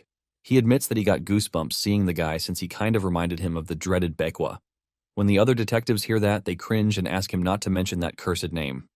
Eventually, Aston asks if he can talk to the guy, so Naspool tells him to knock himself out. Moments later, Aston enters the interrogation room and greets Kim. Kim doesn't say a word, so Aston tells him he doesn't have to put his guard up because he isn't here to interrogate him. He introduces himself to Kim and adds that he's a detective striving to maintain peace within Blue Moon City. After that, he informs him that he'll be transferred to Crimson Prison the next day, so this was his only chance to meet him. Aston tells him he's decided to look into his activities so far and asks him to correct him if he makes any errors. He also adds that he's turned off every camera so their discussion will not be recorded. He lists out that Kim had unalived Hyol before taking out Chairman Og since they were quite close. He adds that he also eliminated 2 people at the main gate, and he assumes that he's from the streets based on the way he destroyed the main gate. Furthermore, he adds that Kim's reason for doing that is that something important was stolen from him, then he asks him if it's family. Finally, Kim breaks the handcuffs and asks him what he's getting at. In the present, Aston pleads with Kim to calm down because he's not trying to annoy him and explains that he was asking so as to get his facts straight. Aston asks him if Chairman Og and Chairman Hyol bothered his family, and Kim admits that they did. Eventually, Aston confesses that both chairmen have done great things for their city, but he's not personally fond of them because he knows about the terrible things they do behind the scenes. Aston asks him if he's found his family, so Kim replies that he's found only a fraction of them. Aston admits that he understands his motives, so he gets to the point of why he came. He tells him that he came because he wanted to help him, so Kim asks him why he'd do that since they don't know each other. Aston replies that it's because the enemy of his enemy is his friend, and he's certain something of benefit will come to him as well if Kim is successful with his plans. Apparently, what he and his boss are really after is to get rid of the corrupt companies in the city along with their dirty ways. Aston tells Kim he has no obligation to believe him, but he informs him that he'll be able to help him indirectly even though he can't help him directly. He adds that he may inform certain other people in their plan who need to be in the know, but Kim doesn't know if he can trust this guy even though he doesn't seem like a bad guy. Regardless, he decides that it doesn't make a big difference to him. Eventually, Aston stands up to leave, but asks Kim to promise him that he won't hurt innocent individuals who know nothing about this because they are also important family members to others. Before he leaves, Aston asks him if he also eliminated someone named Baekwa, then tells him he has a filthy mouth, but he's still a good person. Confused, Kim asks him who that is, so Aston explains that he always has a cigarette in his mouth and seems like someone who will throw fists before he even uses his mouth to speak. Kim says the guy is probably still alive even though he caved his head into the ground because he doesn't think it was enough to take his life. That intrigues Aston, so he takes his leave and wishes Kim some luck with finding his family and tells him to mind his head. Kim wonders what he means by minding his head. The news of Chairman Og's death spread quickly throughout the city, and this brought sadness to some. Particularly to Captain Van Deel, who promises to deliver divine vengeance to the man who wears the red mask. His men quickly try to calm him down and inform him that the guy has been arrested and will be transferred to Crimson Prison the next day. Some other guy standing nearby calls Kim a bastard and guesses that he must certainly be from the streets. Suddenly, someone throws a snack at the guy's head, so he shouts at her that he told her not to throw her food. However, the lady asks him if he would dare bring up the word streets in front of Maru, so she tells him he's an insensitive adult. Immediately, the guy tries to apologize to Maru, but when the lady tells him to bring a cake as an apology, he calls her a pig who craves for cake. They soon get into a heated argument which makes Maru sigh. Meanwhile, the news brought happiness to some. One of those people is Huron, who is excited at the feats of his savior. He tells his brother that he was right by saying Kim is a man who had a grander plan than they did, so Hokyo admits that he's surprised. Hurin mentions that he's sure Kim is trying to send him a message with this action, but Hoka asks him if he's not reading too much into it. Regardless, Hurin proposes they stop running and start preparing too. He suggests they use this opportunity to give those corporate boomers a whooping. To others, the news brought amusement, and one guy watching it calls Kim a real man. He finds it impressive that Kim doesn't stay hidden like he does, but holds his head high in daylight. While he stands over the corpse of his recent victim, this guy admits that he wants to be like this and decides to let everyone at Red Light know about this fun news. However, he wonders if this red mask isn't too similar to the concept of someone named Uber. To some others, this news brought stress. In a certain office, paperwork flies around, and a woman laments that there's no God because God wouldn't let them hand over such a large piece of crap like this to her. Another lady refers to her as the head manager and asks what's wrong, so the head manager explains that the ancient committee members, who are losing their sight anyway, have no need to see these documents since they'll probably have a heart attack. The lady asks the manager how they're going to explain everything without these documents, so the manager decides that she'll just take them on because they're probably looking for a sandbag to beat up and relieve stress. The manager tells the lady she's free to go home and goes in to meet her fate, while the lady worries about their poor head manager. When the manager enters the room where the important men are gathered, she immediately starts to hear complaints about why the mayor isn't here when their city is in a state of emergency, and how everyone is irresponsible. They complain about a gatekeeper who abandoned their post, which they wouldn't do back in their days, and one person speculates there must be a traitor among them. One of the men asks why the food tastes so bad, so another replies that the quality has gone down since giant food is gone. The head manager remains speechless, so the man who just spoke about giant food asks the head manager if the situation of things doesn't require that they execute some people. Reluctantly, the head manager explains that their nation no longer does executions, but the man insists they need some scapegoats so crap like this doesn't happen again. This guy, who is Blue Moon City's operations director, insists that the citizens are in uproar. The head manager replies that they can't cry over spilt milk and suggests they just let time heal the wound. Another man suddenly complains that people are living too comfortably these days, so their heads are full of useless ideas. He laments that they can lock the criminal up in prison, but he'll probably end up living longer than they will. To appease him, the head manager explains that it's impossible to get out of Crimson Prison, especially since it's isolated from the rest of society. Suddenly, one of the men asks what she's saying, so she explains that they may be able to execute the criminal while in prison, even though they can't publicly execute him. The head of operations asks if she can ensure it's carried out properly, so the head manager offers to prepare photos of the dead man's corpse as evidence.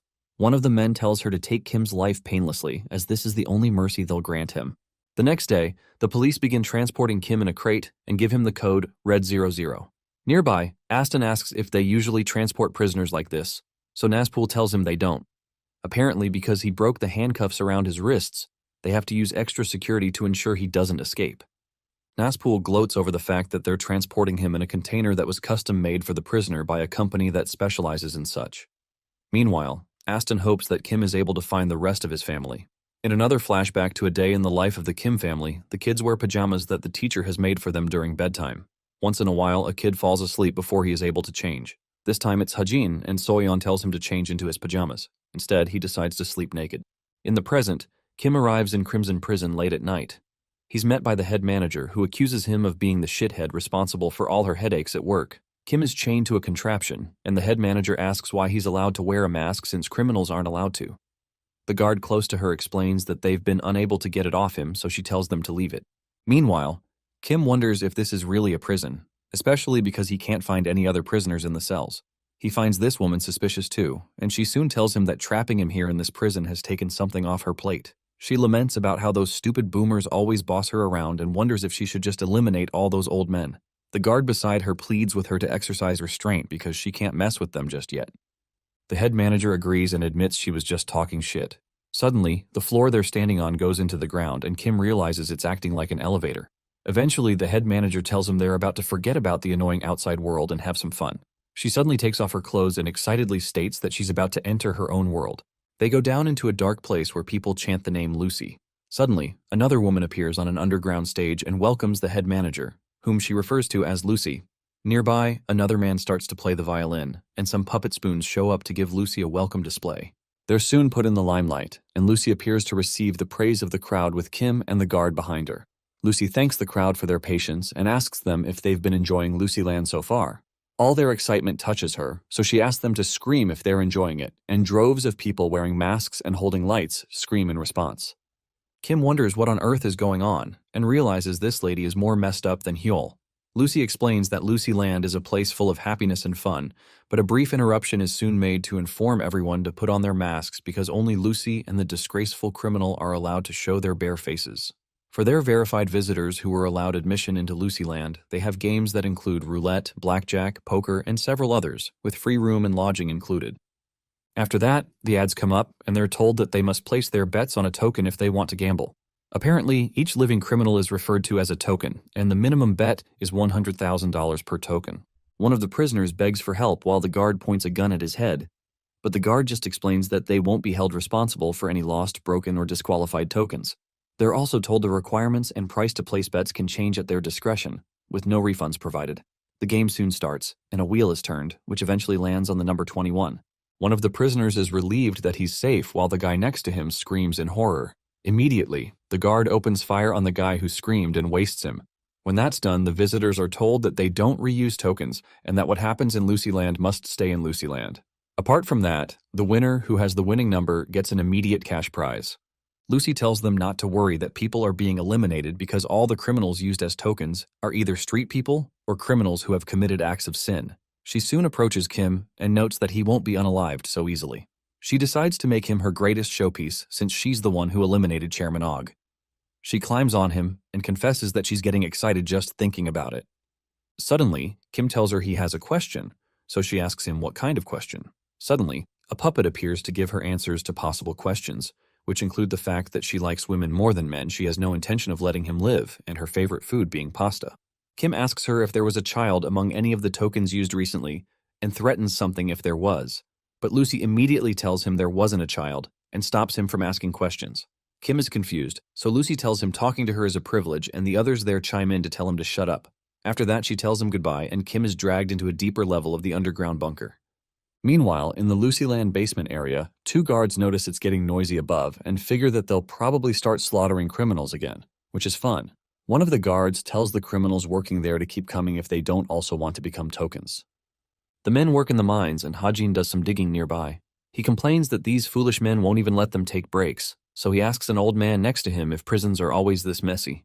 The old man tells him they didn't used to be, and explains that Crimson Prison used to be a labor house that captured rebels were sent to. In the past, it functioned like other labor houses, but after Hazel became the manager, everything changed. Apparently, this place is now a labor house and prison in name, but she's made this top secret by law, so no one can investigate. She can also capture people at the request of her friends, or if she simply doesn't like the person. Crimson Prison's warden is Hazel, but her real name is Lucy. She's a blue blood who secretly runs this perverse casino. Apparently, she's the granddaughter of a dead blue blood named Lucard, but she hid her true identity and was able to become a warden. The man explains that he was captured because he ran a competing business in the same industry as Lucard. Even though Lucard was more successful than he was, Lucy put him here regardless. The man explains that he doesn't know how a devil like Lucy shares the same blood with Lucard, who at least had some honor. The old man asks Hajin how he got here, and Hajin hesitates before he explains. In another flashback to a day in the life of the Kim family, Hajin is seen to always be sleepy. He usually sleeps during class, meals, and even at night too. On a certain night, Kim goes to check on him and finds him sleeping, but he suddenly wakes up when Kim leaves. In a flashback, Hajin curses at the men who kidnapped them for shooting him with a tranquilizer while he wasn't looking. Another kid asks Maru if he knows why they kidnapped them, but Maru doesn't give any answer. Suddenly, a man tells the kid to be silent and immobile because the honorable blue bloods have arrived. In front of the kids, some important people take their seats. They include Barry, Van Deel, Hyol, Nogel, Hazel, and a woman named W from a company called New Galaxy. Even though Hyol is the one hosting them, he realizes he's never seen such a large group of kids at once, and he worries that he might get in trouble for this. Meanwhile, Nogel tells Barry that Hyunjong is who they need. Van Deel tells Lucy that it's been a while, but she tells him that she's Hazel right now. Van laughs because she has a strict disposition just like Lucard and asks them where someone named Prodon is. Van learns that Prodon has already left with one of the children, and Hajin curses that the bastards took Miri. Annoyed, Hajin props himself up and runs toward the men, demanding to know where his family is. He's soon shot with a tranquilizer, and the man reminds him that he told him not to move. Immediately, Lucy tells the man to get out of her way and asks Yura her age. Yura replies that she's 12, and Lucy tells her she likes her because she's an unpolished gem. Lucy immediately carries her, but Yura tells her to let her go. Eventually, Vandil picks Maru, so W picks the kid with the fast legs. Since Hyunjong belongs to Chairman Og, Nogel picks the two other children who are left. After taking his pick, Vandil commends Hyol for doing a good job by hosting this. Hyol appreciates the praise, but admits that it's all thanks to Nogel and this fellow from an organization called Monkey Punch. Vandil is intrigued by that and tells the man he's brave, but someone named Skull will kill him if he finds out. The man takes it as advice and promises to be careful. As Van heads out, Hyol tells Barry to send his regards to Chairman Og, and Barry reluctantly agrees to. When they leave, Nogel asks Hyol if he and Barry are still awkward, so Hyol gloats that it's because Chairman Og likes him better even though Barry devotes his entire life to Og. Nogel points out that Barry is an employee while Hyol is a friend, so he surmises that Barry's more emotional than he thought. When Nogel leaves, Hyol bows and tells him to take care, but Nogel tells him he doesn't have to be so formal because he's been disqualified as a blue blood. However, Hyol states that once one is blue blood, they're always a blue blood. Suddenly, Hazel returns, but this time as Lucy. Hyol refers to Lucy as sweetheart, and Lucy tells Hajin to consider himself lucky because she has graciously chosen him. In the present, the old man in the mines finds it terrible that blue bloods now bit off children. When the man asks how Hajin is able to remember all that since he was tranquilized, Hajin explains that his ears don't sleep even when he does. The man eventually tells him that the citizens won't believe him, even if he were to tell them about the blue bloods. Apparently, blue bloods are considered the city's most honorable heroes, and the man admits he wouldn't have believed it if he wasn't held captive here too. The man talks about Yura, whom Hajin had also said is here. The man says Yura must be in a better place than them because Lucy likes young kids.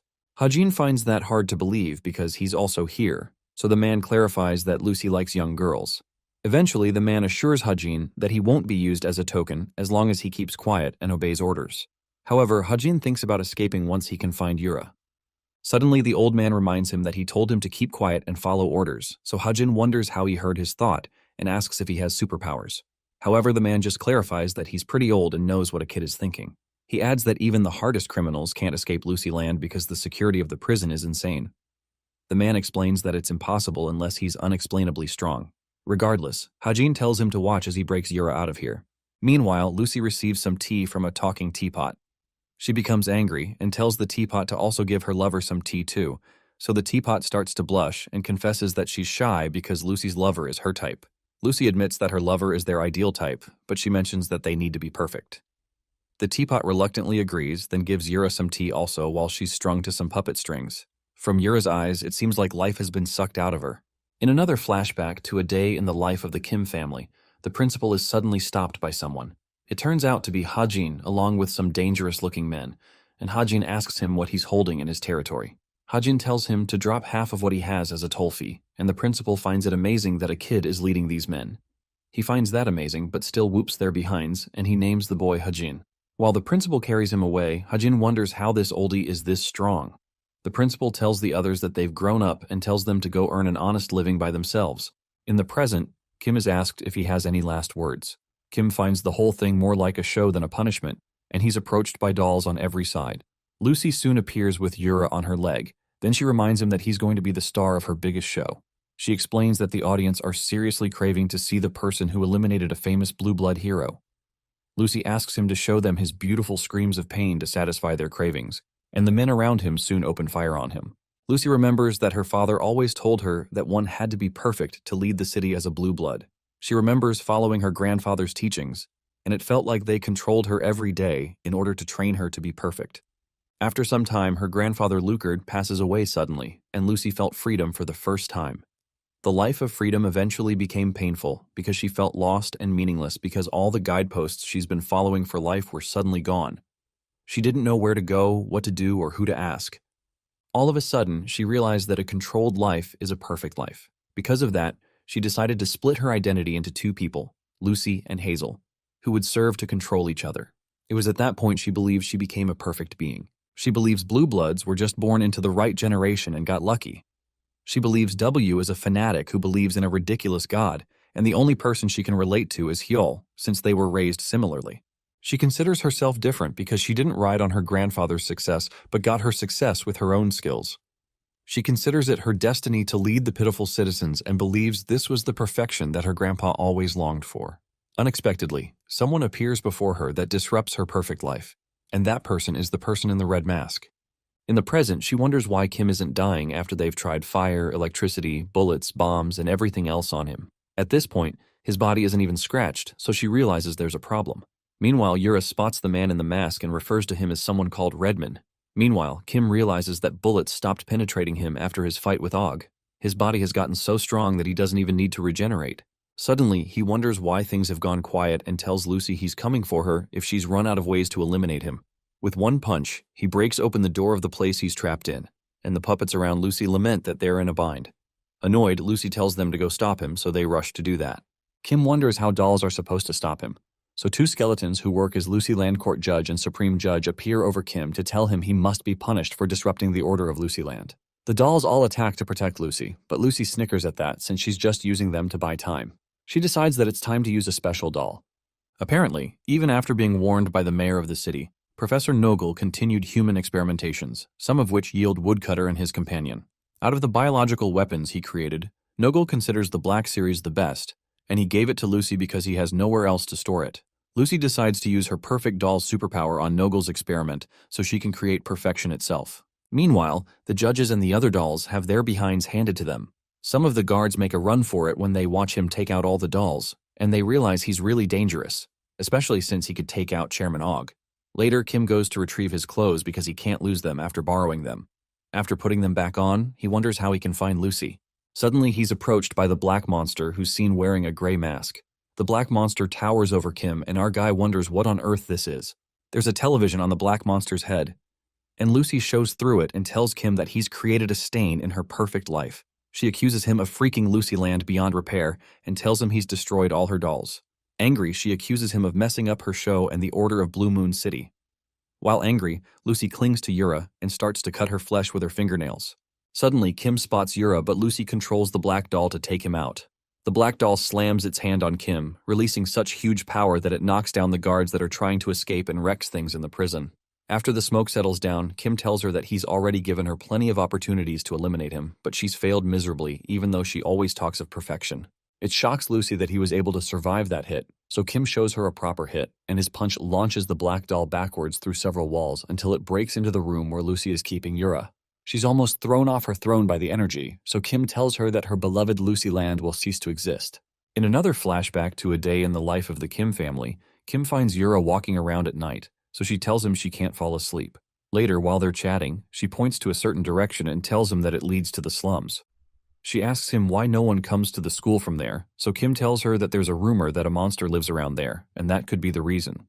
After a moment of silence, Yura tells him that's a weird rumor because there's no monster there, so they go have some tea. Meanwhile, a creepy monster walks around the forest looking like Bigfoot. In the present, a guy outside the prison yawns because of how boring his job is.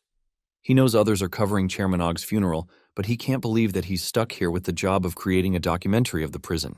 Suddenly, a car rushes past him, and the guards on the wall open fire on the car. The bullets seem not to penetrate the car because of an energy shield around it, and the car somehow passes through the wall without breaking it. After they pass through, Panda and Rozul rush into the prison, and she notices that something must be going on inside because there are few guards outside. She tells Tansai to take care of the entrance while they break in. Inside the car, Tansai sweats bullets, and he can't believe he's breaking into a prison as a policeman, and he considers himself a dead man. Inside the car, Rai, who seems to be the one generating the shield around the car, tells him to stop complaining, and they get into another argument. The only reason their car was able to barge into the prison door is because of Rai's ability, which is called Night Hunter's Claw. Any object she comes in contact with obtains mobility and destructive power that is strong just like a panther. However, the scope of her ability is limited to the exterior of the object, and the worst part is that she becomes extremely sleepy when she uses the power, so she's unable to use it for very long. She suddenly starts to drool, so Tansei tells her to wake up so they don't end up dead. Meanwhile, the cameraman outside starts to record intently. Inside the prison mines, the prisoners wonder if there's an earthquake going on because of the tremors they're feeling. One of the guards scares them by shooting upwards and warns them to keep working, then threatens to make them tokens if they leave. Suddenly, the guard is hit in the back of the head by someone who turns out to be Yura. Surprised, Hajin calls out to her and she tells him that she's here to save him. When he notices she's hurt, he becomes angry and asks if Lucy did this to her. Suddenly, the guard stands up and curses at Hajin for daring to say the name of a blue blood. He tells Yura that she's being taken care of by Miss Lucy, so the guard starts firing and refuses to spare her. When he starts firing, Hajin corners Yura to block the bullets and he transforms into a wolf and slams the guy into the wall. After grabbing the man, Hajin calls him a pompous bastard and warns him to watch where he points his gun. Surprised, Yura worries about Hajin's body, so he tells her not to worry because it's just his superpowers. When he picks her up, he asks why she'd put herself in danger like this when she doesn't even have superpowers. But Yura reminds him that they're family and she wanted to help. As they are about to leave, the old man warns them that Lucyland is like a maze and they need to move carefully. But Yura informs him that there's no need to worry because the building has started to crumble since the Red Man and Lucy fought. She tells everyone to leave because this is their chance to escape, and the old man can't believe that the guy in the red mask is still alive. Meanwhile, Kim's hand is ripped off. Because Yura was unable to recognize him, she ran away to rescue Hajin. Kim had planned to take out Lucy first before following her, but two people showed up to fight him out of nowhere. Van Deel, who had ripped off his arm, is intrigued to see that his arm is regenerating again and is amused to find out that his clothes can regenerate too. The other guy that came with Van believes it's nothing to be surprised about because many deviants have regeneration ability. The guy tells Kim that he won't be able to regenerate in his next life, so he tells him to be careful. Kim asks them who they are and tells them to get out of his way, but Van explains that he had to intervene because Kim had tried to eliminate his colleague.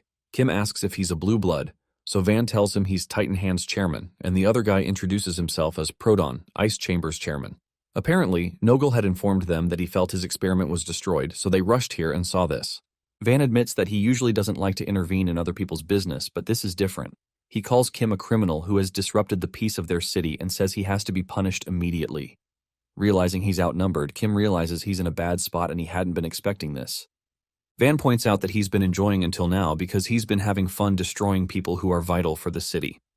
He clarifies that Hyol and Lucy aren't fighters, and Og was at a disadvantage because he was sick. He tells him that they're not like those he fought before, because they're experienced fighters, and they're still in their prime. Van calls him a filthy criminal, and tells him that he will purge him himself since he's the greatest among the Blue Bloods. He assures him that this will be his last battle. In another flashback to a day in the life of the Kim family, Hajin tells some men that they're on his mountain and asks them if they haven't heard the rumors. He threatens to tear off their legs and eat them to stop them from coming here, so the men beg to be spared and promise that they won't come again. Later that day, Hajin returns home and is certain that people will probably stop coming there for now, so he decides to go to sleep. Suddenly, he runs into Soyeon, who screams in horror. When Kim shows up, he asks her if she had another nightmare and comforts her while Hyunjong watches. In the present, Kim calls Van a bastard and tells him not to speak, as if he understands the situation. Van tells him he understands perfectly and adds that the children they took, even though through kidnapping, were given the opportunity to live a life with meaning.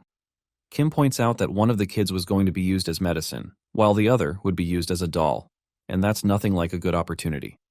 He tells Van that he calls himself a hero of the city, but he acts so depraved. Proton asks him if he considers himself righteous, especially since many innocent citizens of this city are suffering as a consequence of his actions. Proton tells him he's not some misunderstood hero, but Van tells Proton to stop with the lecture because he has no intention of returning Maru to Kim. He insists that he will raise and train the boy to become a man fit for the city. However, Kim rushes at him and tells him he'll get the kid back no matter what. Van asks him how the boy's life could amount to anything in the streets, but Kim tells him to shut up and closes in to punch him.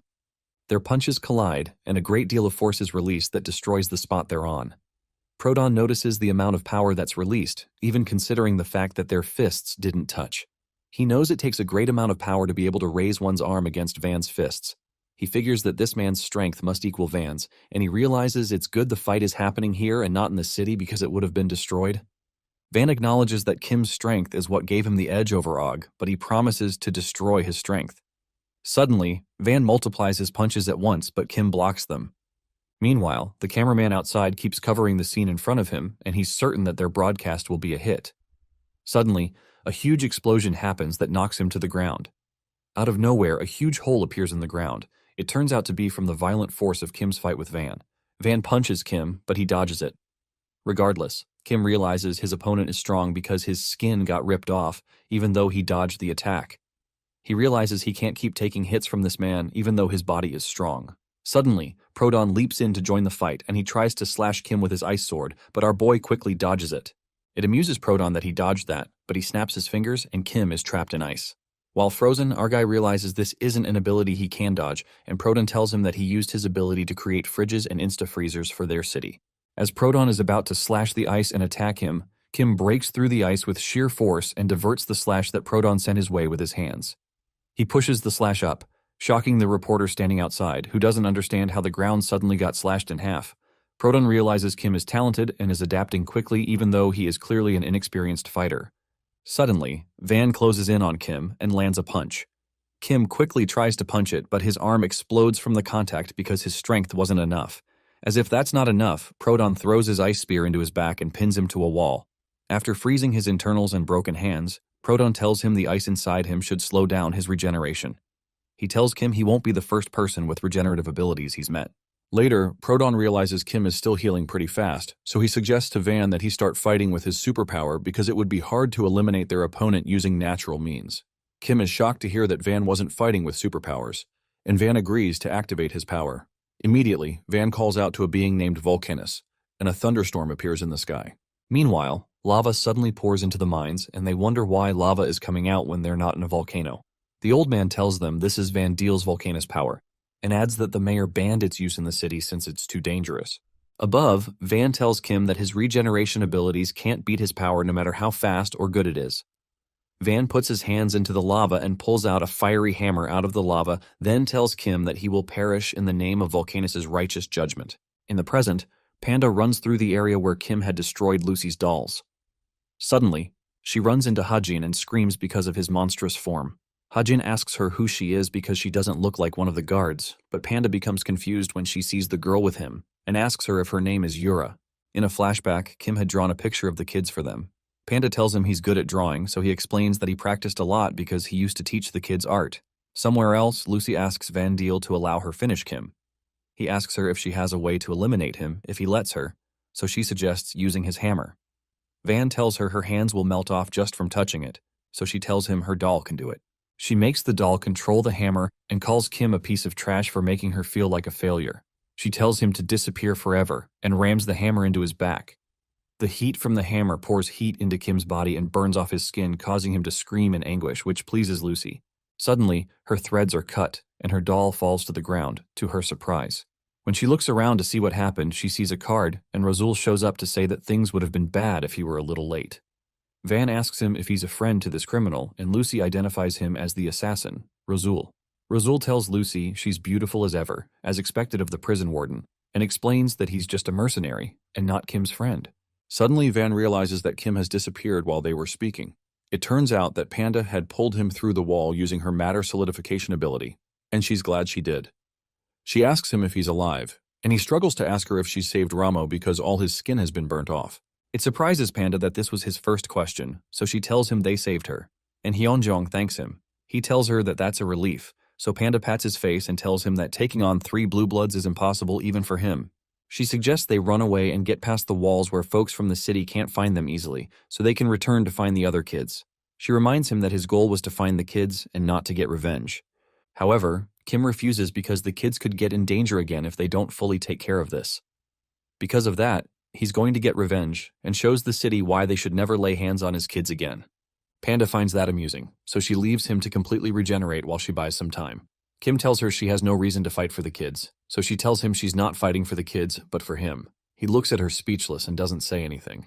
Meanwhile, Razul laughs and realizes he's cooked because he's been able to get the attention of these big guys, but he doesn't know what to do now. Suddenly, Proton spots Panda stepping in and tells her she has returned to them, referring to her as whites. Panda finds it amusing that he recognized her immediately, unlike Shamin. So Proton tells her not to compare him to that young man because he recognizes his own underling. He mentions that her look and aura have changed, so she tells him she's a different person and goes by the name Panda now. Proton asks her if she's cutting ties with him by throwing away her past name, then prepares another ice spear, but she tells him the ties were already cut when she quit. Panda immediately tells Razul to handle Lucy while she handles the rest.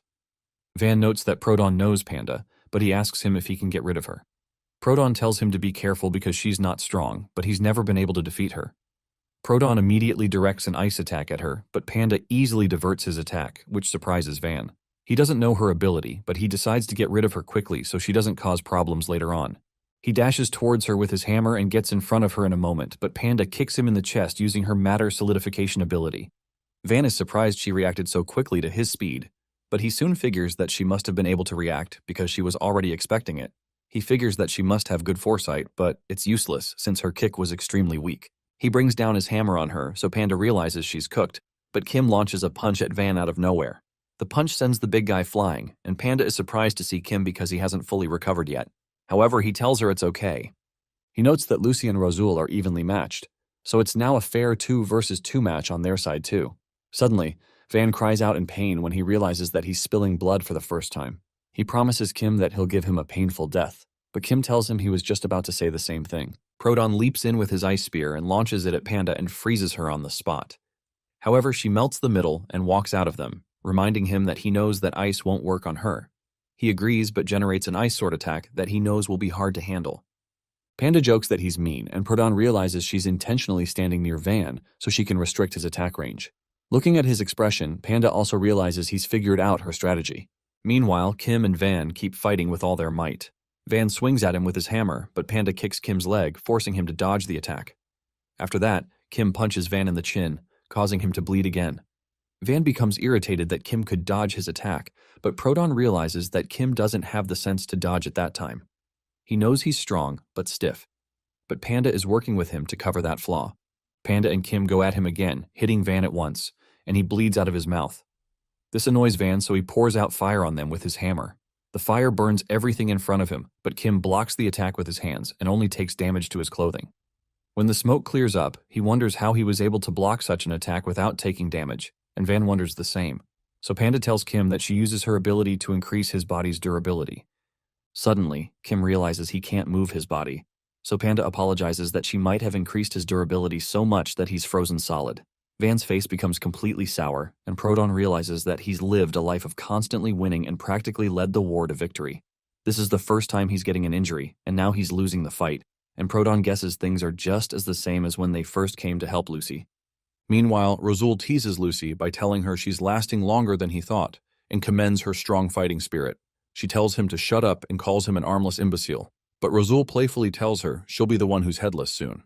Proton realizes the situation isn't good right now, and Van is surprised when he drops to one knee due to weakness.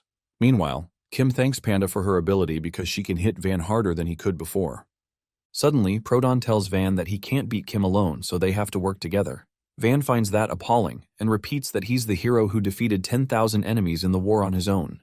He finds it insulting that Proton would say he can't defeat just 2 people, then raises his scorching hammer and declares that these 2 will be destroyed along with this place. As he releases the fire, Kim tells him to wait because Yura and Hajin are in this basement, but Vaughn doesn't listen.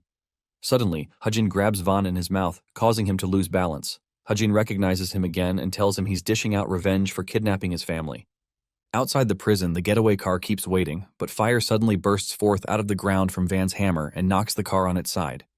Kim is surprised at the appearance of the beast, and Van punches Hajin in the mouth, wondering where it came from. Van asks him how he dare get in his way and knocks him on his back. When the animal turns back into Hajin, Kim is shocked, and Van realizes he's seen this kid before. However, he doesn't realize he just punched one of Kim's children, so Kim rushes at him with great wrath in his eye for hurting the boy. Van realizes it's one of his kids and tells Kim he doesn't care because the boy is a criminal for getting in his way. Van swings his hammer at him, but Kim punches the hammer, causing a release of great energy. The energy breaks the hammerhead, but it burns Kim's torso and head off. Van is surprised at what has happened to his volcanous hammer, but Kim continues by punching him in the gut, causing the big guy to bleed.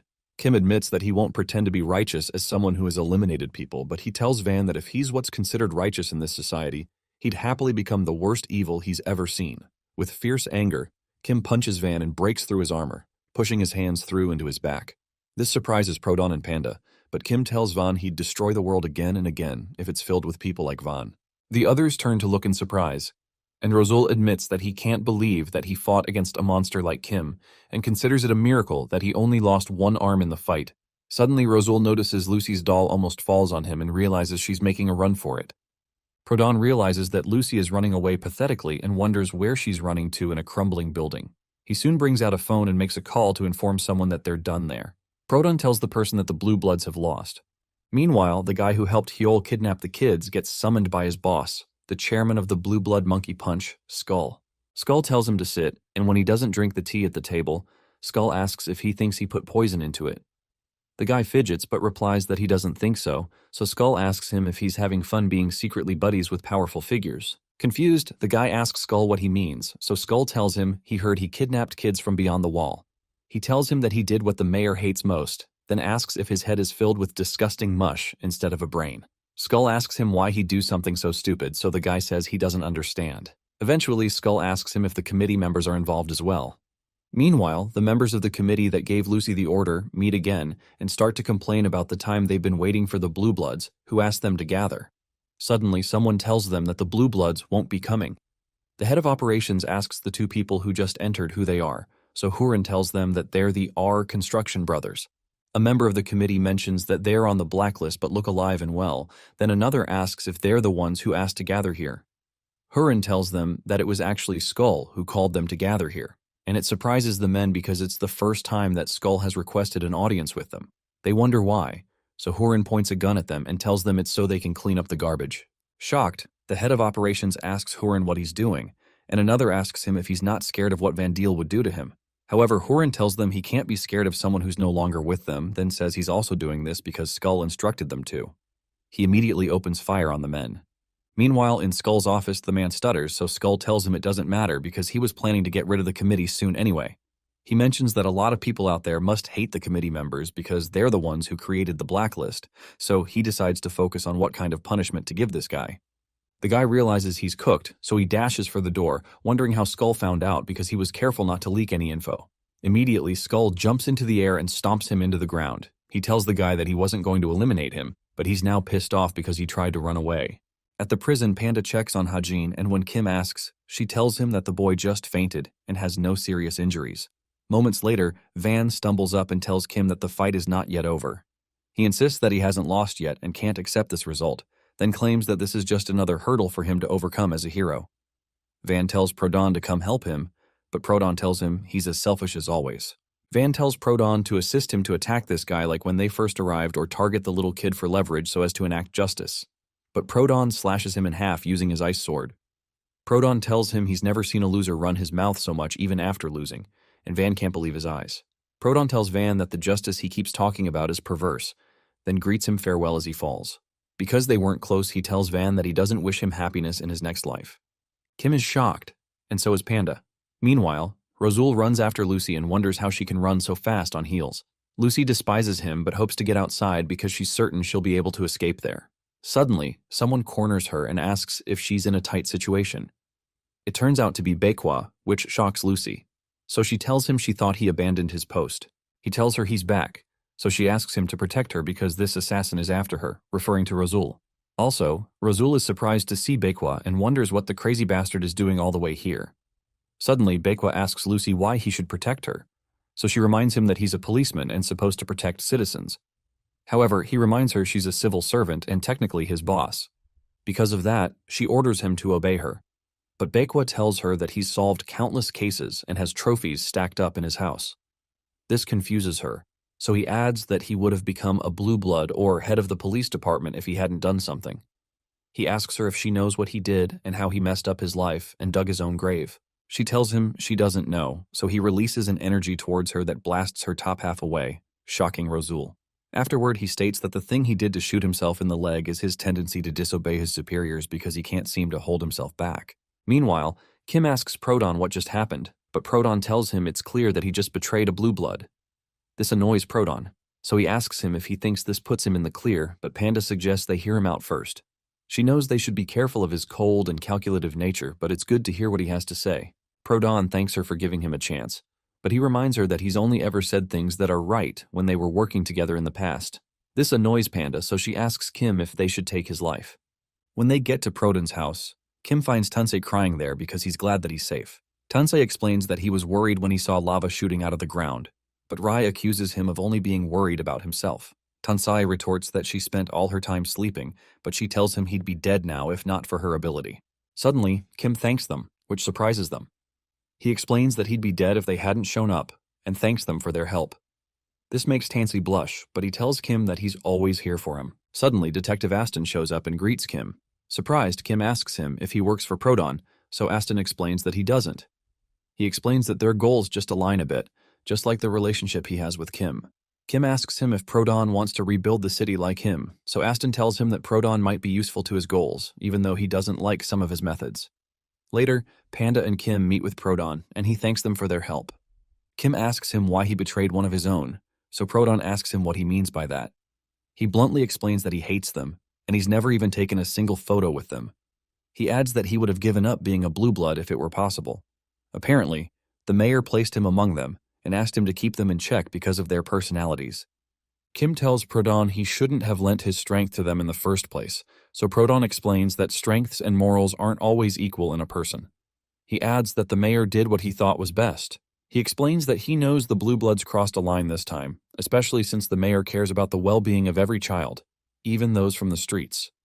Suddenly, Panda mentions that she knows the mayor is a person shrouded in mystery, but she confesses that it was not the image she had of him. Regardless, Prodon tells her that he's never personally met a man who's more pure in heart than the mayor. He knows that the mayor would come back to the city in an instant to fix things if he could. Intrigued, Kim asks where the mayor is, so Prodon says the mayor is somewhere beyond the city and the streets. Apparently, it's because of him that the streets aren't completely destroyed for now. Because Prodon knows what he does for them, he does whatever he requests of him, which includes blending in with the Blue Bloods. He explains that he had to do savage acts to blend in with the savages, but he eventually ran into a problem. Apparently, one of the Blue Bloods found out about him and started to threaten his family. Because he hates them, he planned to eliminate them all instead of searching for who it was, but Kim showed up first and did the job. However, Kim points out that he was still an accomplice in kidnapping the children, so Prodon tells him that he did what he had to do. He also adds that he did not thank him for defeating Van, but he thanked him for looking after his beloved granddaughter. To Kim's surprise, one of the girls named Miri appears.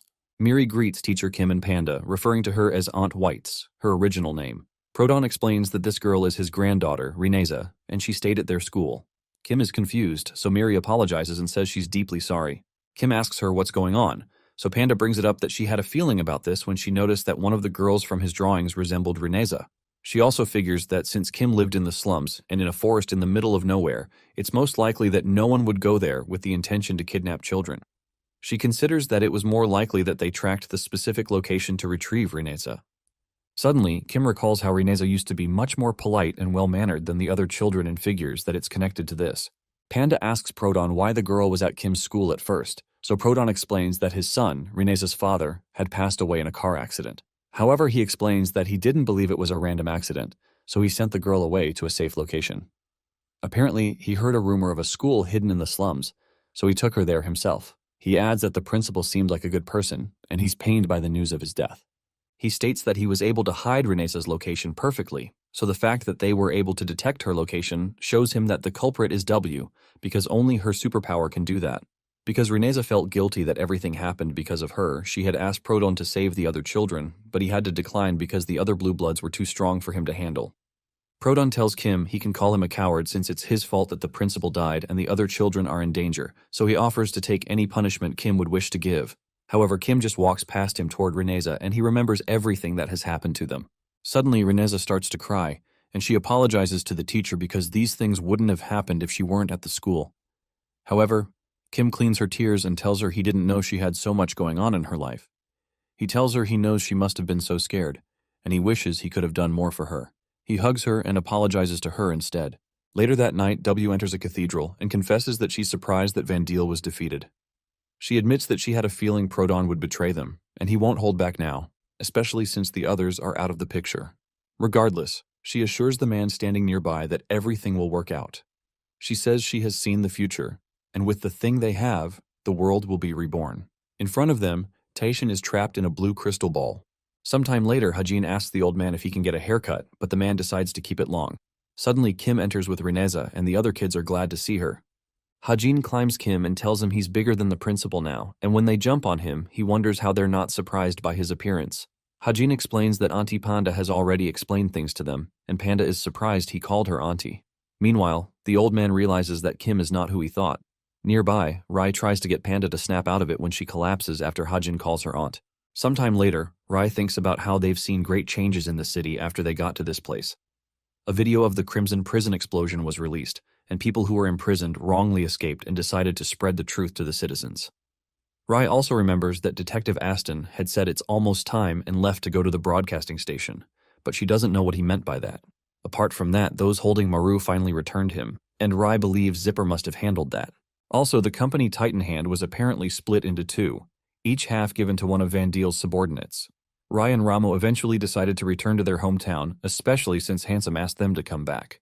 As they're about to leave, Rozul enters the house battered, and he asks them why none of them looked for him since they're his friends.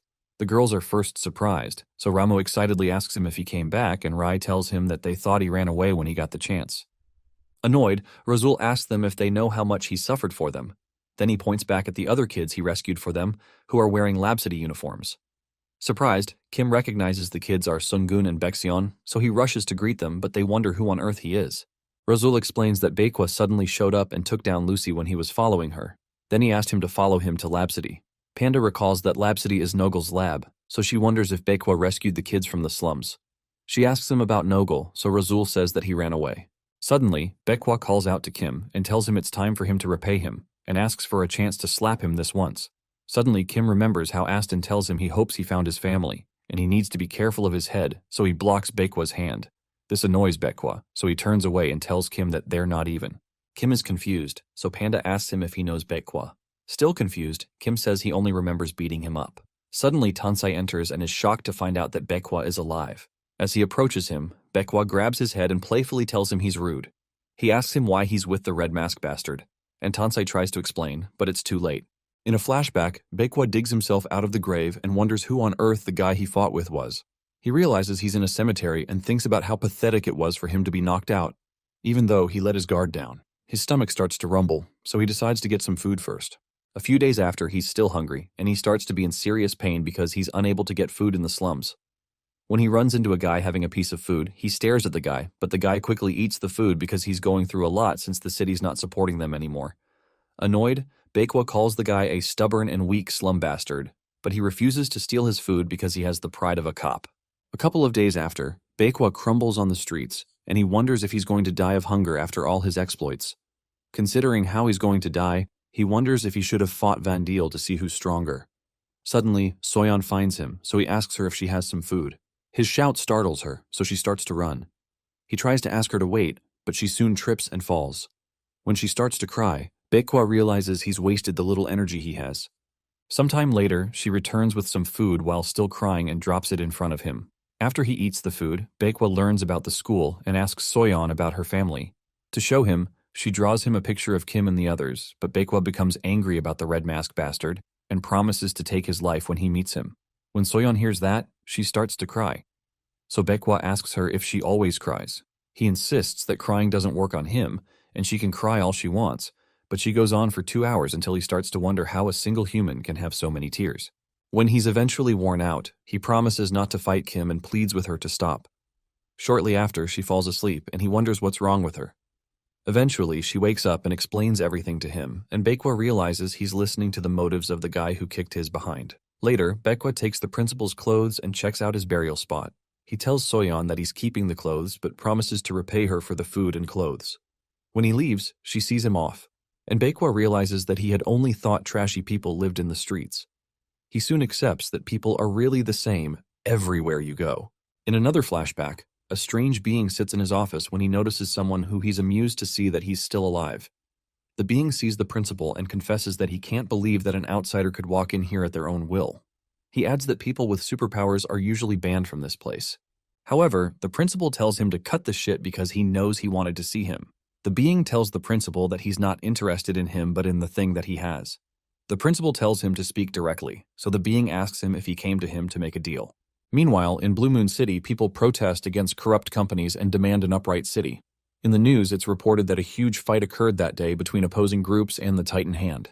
The reporters talk about how the citizens don't know what's going on behind the shadows.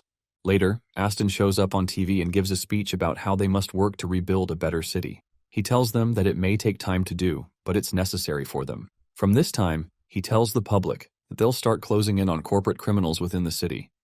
To start with, he mentions that they'll start by interrogating every citizen, which surprises the reporters. Aston tells them that all police forces must now follow his jurisdiction, and the senior police officer Aston encountered earlier is surprised to learn that the first people to be investigated will be the police forces. The officer reads a text message that was sent to the police force to show the suspects for investigation, and the senior officer's face is first. Shocked, the officer publicly asks Aston if he's also not a member of the police force and tells him he has no right to order a mass investigation on every citizen of the city. The officer is quickly subdued by Tansai, and the man asks Tansai what on earth he's doing. Tansai tells him he's arresting him according to the text, so Aston clarifies that he does have the right to do this because the mayor himself ordered the investigation. Apparently, Aston is the mayor's executive squad. Somewhere else, another officer sees the list of suspects and notices the picture of one of his juniors there. The man looks across the room with suspicion, so the junior starts to sweat bullets and asks his senior if he would really turn in his beloved junior just because of a mere text. Immediately, the senior whips out a rod, calls him a criminal piece of shit, and tells him he never liked him. Meanwhile, some other police officers beat up their mates whose names turned up on the list. Nearby, Baekwa is excited that they're able to beat up these guys lawfully. Somewhere else, Prodon explains to Kim and the others that the police officers are currently busy, so he stages a plan to infiltrate W's weird cult group. When Kim asks about Razul, Panda tells him that he's with Ramo and Rai. Prodon tells them that the cult's name is New Galaxy, but most of the members are average people who don't have special abilities to stop them. The only problem they'd run into is W's ability to see the future, so Prodon tells them she most likely knows they're coming. Regardless, Kim punches the gate wide open because he doesn't care that she can see the future. When they enter, Kim is surprised to see several people bowed to the ground outside. When they enter what looks like a cathedral, Prodon spots Nogel and asks him if this is where he ran to. However, Nogel laughs and explains he wouldn't ditch their beloved city by going far away. Suddenly, W welcomes them and tells them she was waiting for them.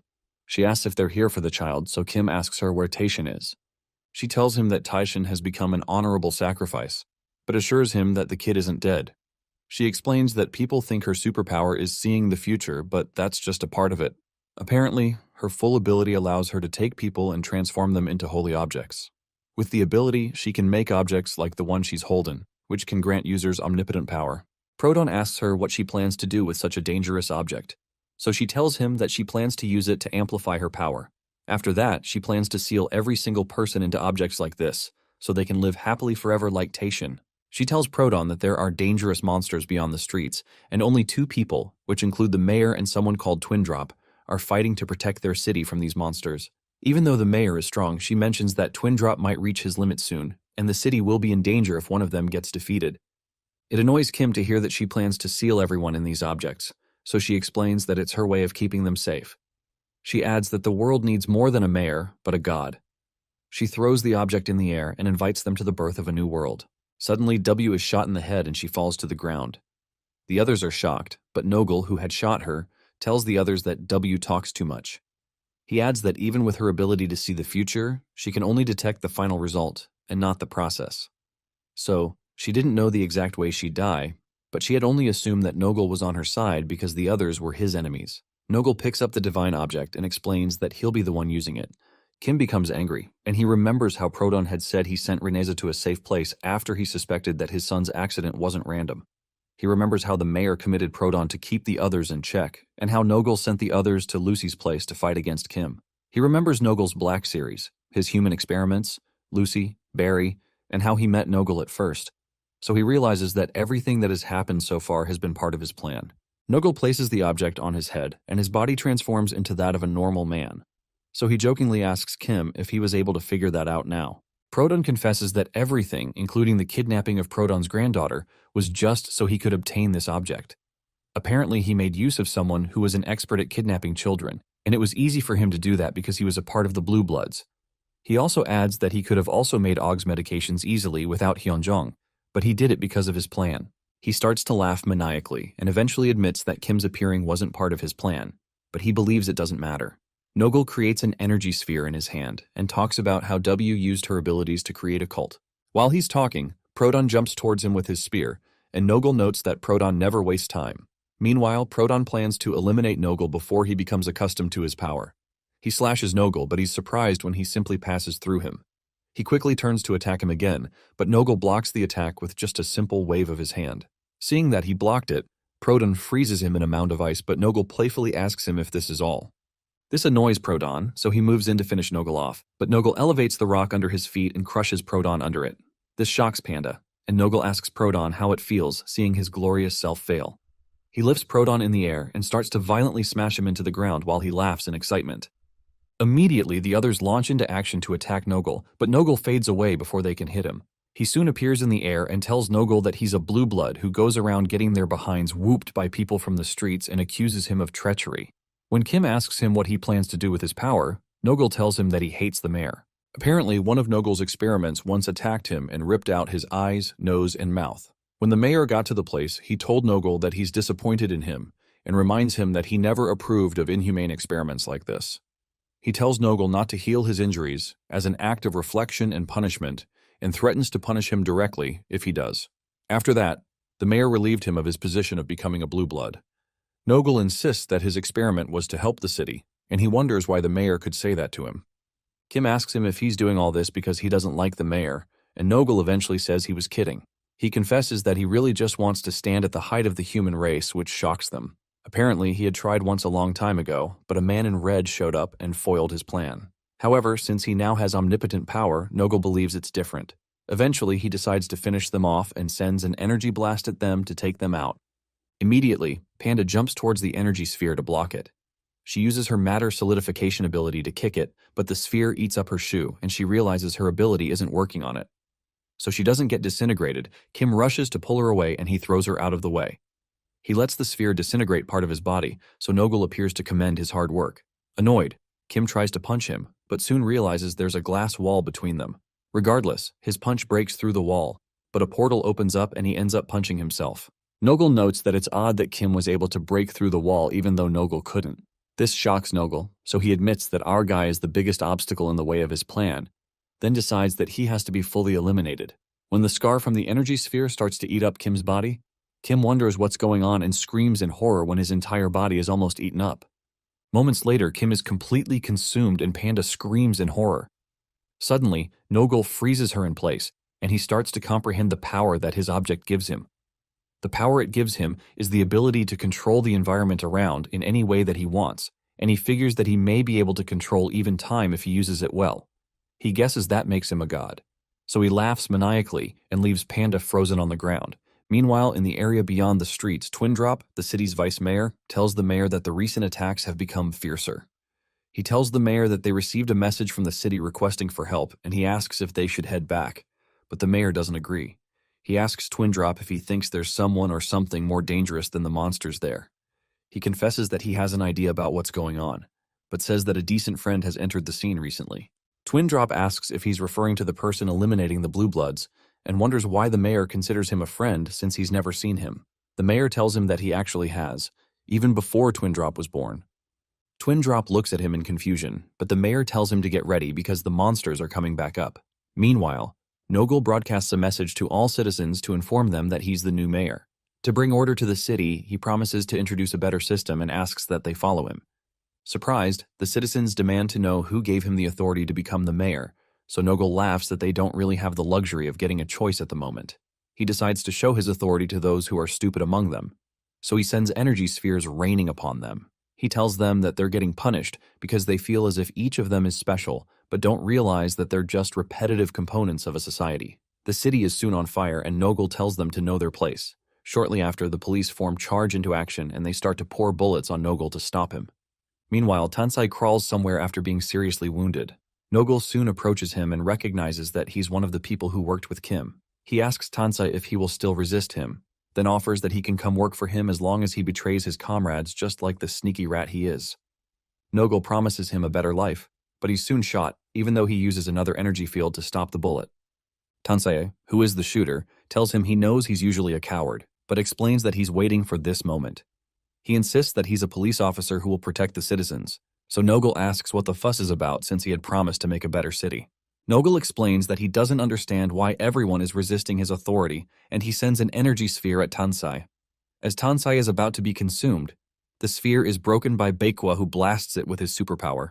Tansai is glad to see his superior, but Baekwa calls Nogul a shriveled-up lab rat. Amused, Nogul tells Baekwa that he was wondering where he went to, but Nazpul soon ambushes Nogul from behind. Nogul spots him and traps Nazpul in an energy cube. Regardless, Nazpul teleports out of the cube and punches Nogul in the face.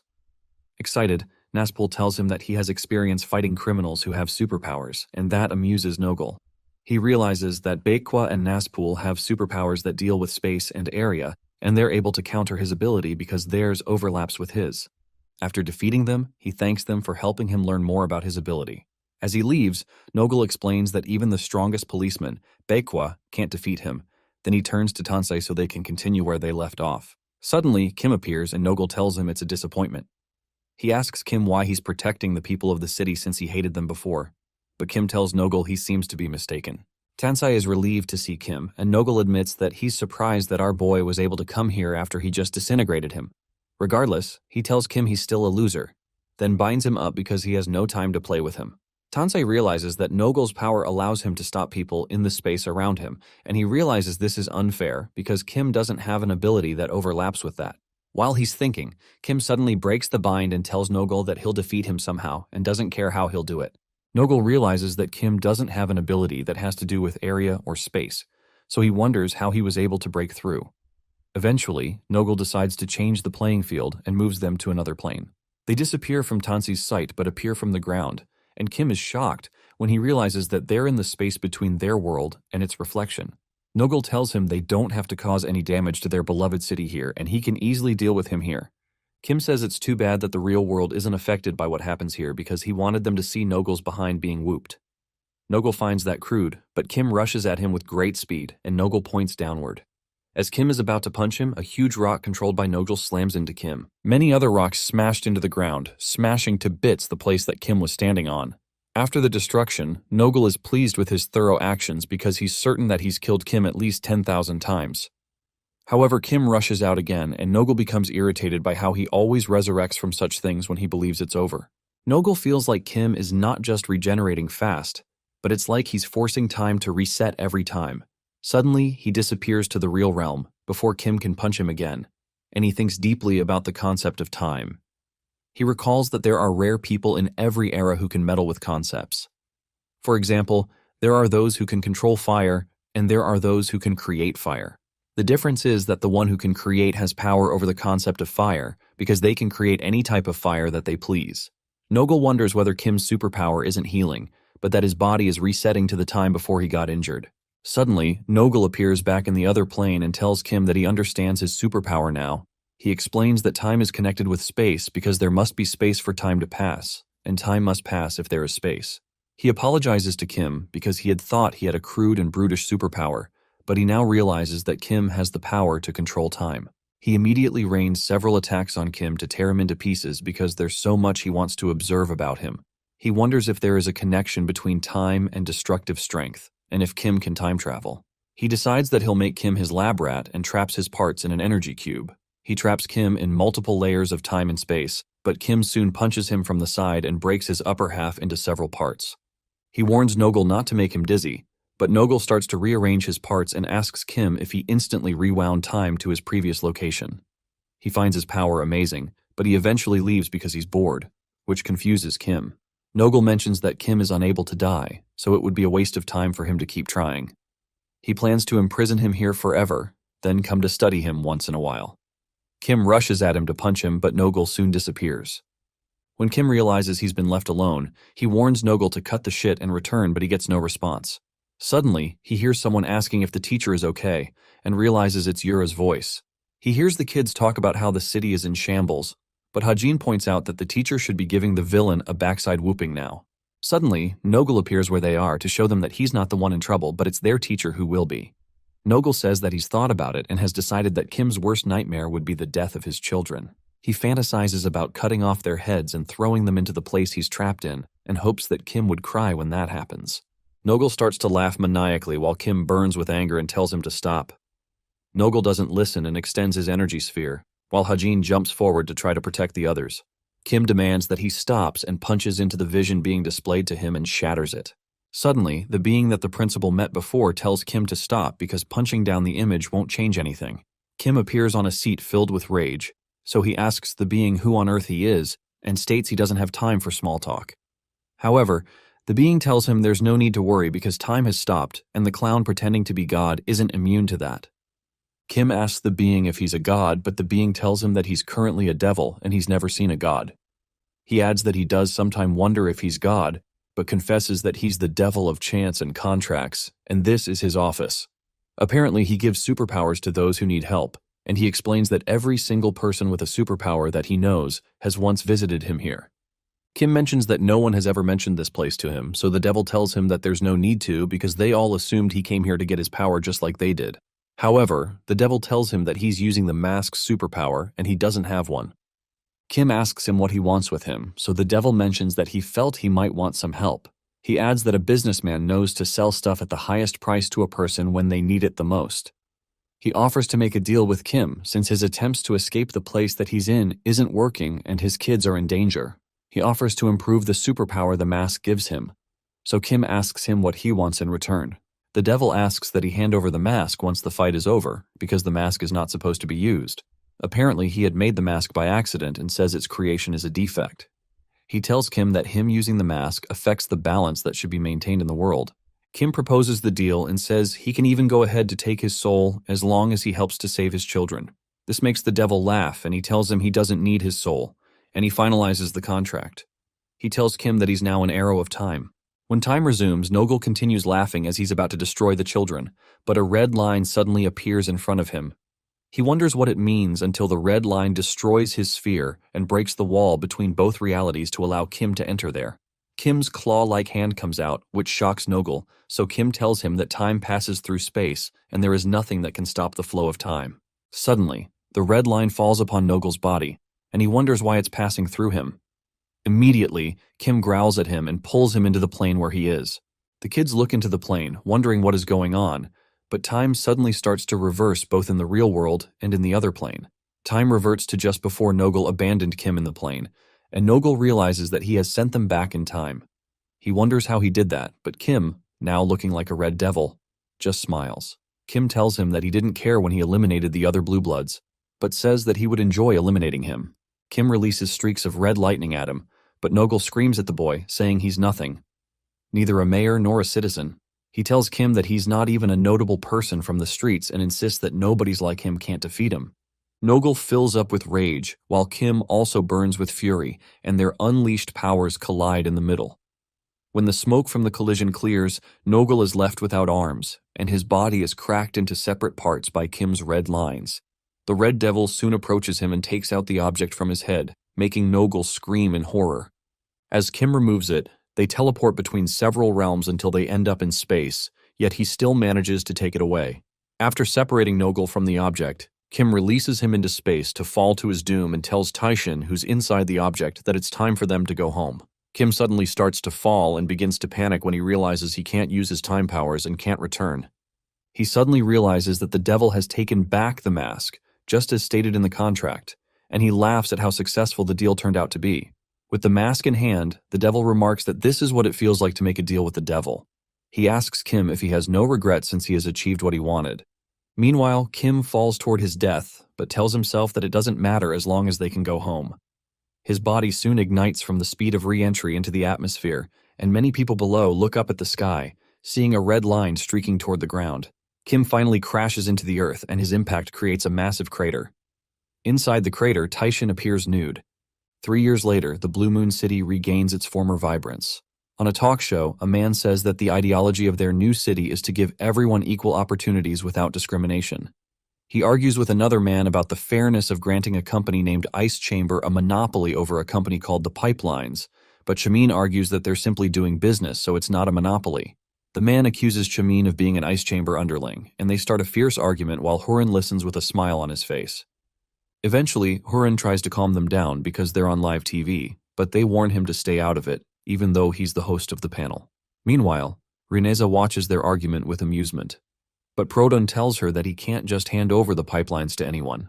He worries that it could become the second coming of the Blue Bloods if he gives it to the wrong person, especially since humans tend to be greedy. He advises Rineza to learn to always maintain self-control. In the wasteland beyond the streets, Ramo laments that a man is charging her 11,000 yolvs for a liter of gas. She accuses him of inflating the price, but he tells her it's obvious she's an outsider because of her outfit. He asks how she would know the actual price, but Rosul soon warns the man not to lie to his friend, or he might end up becoming her slave if he does. Rosul grabs the man's arm and notices that he has a mechanical prosthetic arm. Meanwhile, on Fashion Street, a biker gang rides furiously with the intention of taking over the area. They decide to attack anyone who stands against them and stab a guy they see on the road. Nearby, the original version of the guy screams because they stabbed his clone. Rai, who is standing beside him, tells the guy that he's lost again and she's never seen him win. The guy asks her if he should call for backup, but she tells him there's no need because she can handle it herself. After using her superpower on a nearby tire and turning it against the men, they're easily defeated, so she ties them up in the middle of the street. When Tansei arrives, he tells Rai that it looks like the men walked right into her hands. He calls her a lucky gatekeeper, but she punches him and reminds him she's not a gatekeeper. Eventually, she asks him if he has time later tonight, so Tansei asks if she believes there'll be more criminals coming at night. Rai begins to blush and tells him that she asked because there's a restaurant that just opened nearby.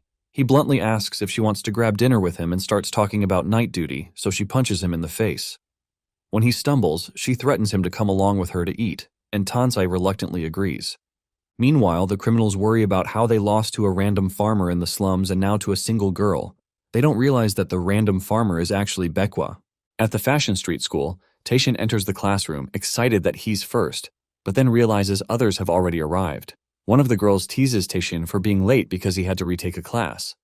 So Hajin suggests that Taishin study more. However, Taishin insists that he wants to become a track athlete, so he doesn't need to, but Yura points out that his career choice doesn't even exist in Fashion Street. Suddenly, Soyeon asks the others what day it is and wonders why they're the only ones called to class that day. Maru mentions that he heard it's a supplementary class, but Haeok notes that they're all from different classes. When Taishin laments having to retake a supplementary class too, Panda enters and starts chasing them all around to tickle them. Eventually, when Panda gets to the front of the class, the students wonder why she's teaching a supplementary class since she's a high school teacher. However, she explains that she's only there to introduce a new teacher. Hajin hopes it's a female teacher, but Panda asks why he's never this excited about her. She worries that it's because he thinks she's old, but then announces that the new teacher is male. Immediately, Hajin says they don't need him, but Yura tells him to stop being rude. Suddenly, Panda tells Kim that Hajin says he can leave because they don't need him. The other students are shocked to hear that name and rush to meet Kim. In a flashback, the principal goes to the devil to make a deal, offering to give up his superpower. The devil asks if he realizes that he'll just become a normal old man who could easily die from a single bullet. But the principal pats his head and asks if he remembers when they first met. Surprised, the devil admits that he remembers hearing the principal's wish to protect his family, which is why he granted him the superpower. However, he points out that he didn't know the principal would cause such a mess with the mask. The principal explains that the power was never meant for him. He says that he now has a new family to protect, but is too old to do it properly. The devil isn't moved by his emotional reason, but he asks what the principal wants in return for giving up his superpower. The principal says he wants the devil to give his family a chance if he ever leaves this world and they're in danger. In the present, Kim reunites with the kids, and the devil realizes that the principal's contract terms are far too ambiguous. He wonders if this outcome satisfies him and calls him the Red, the original Redman.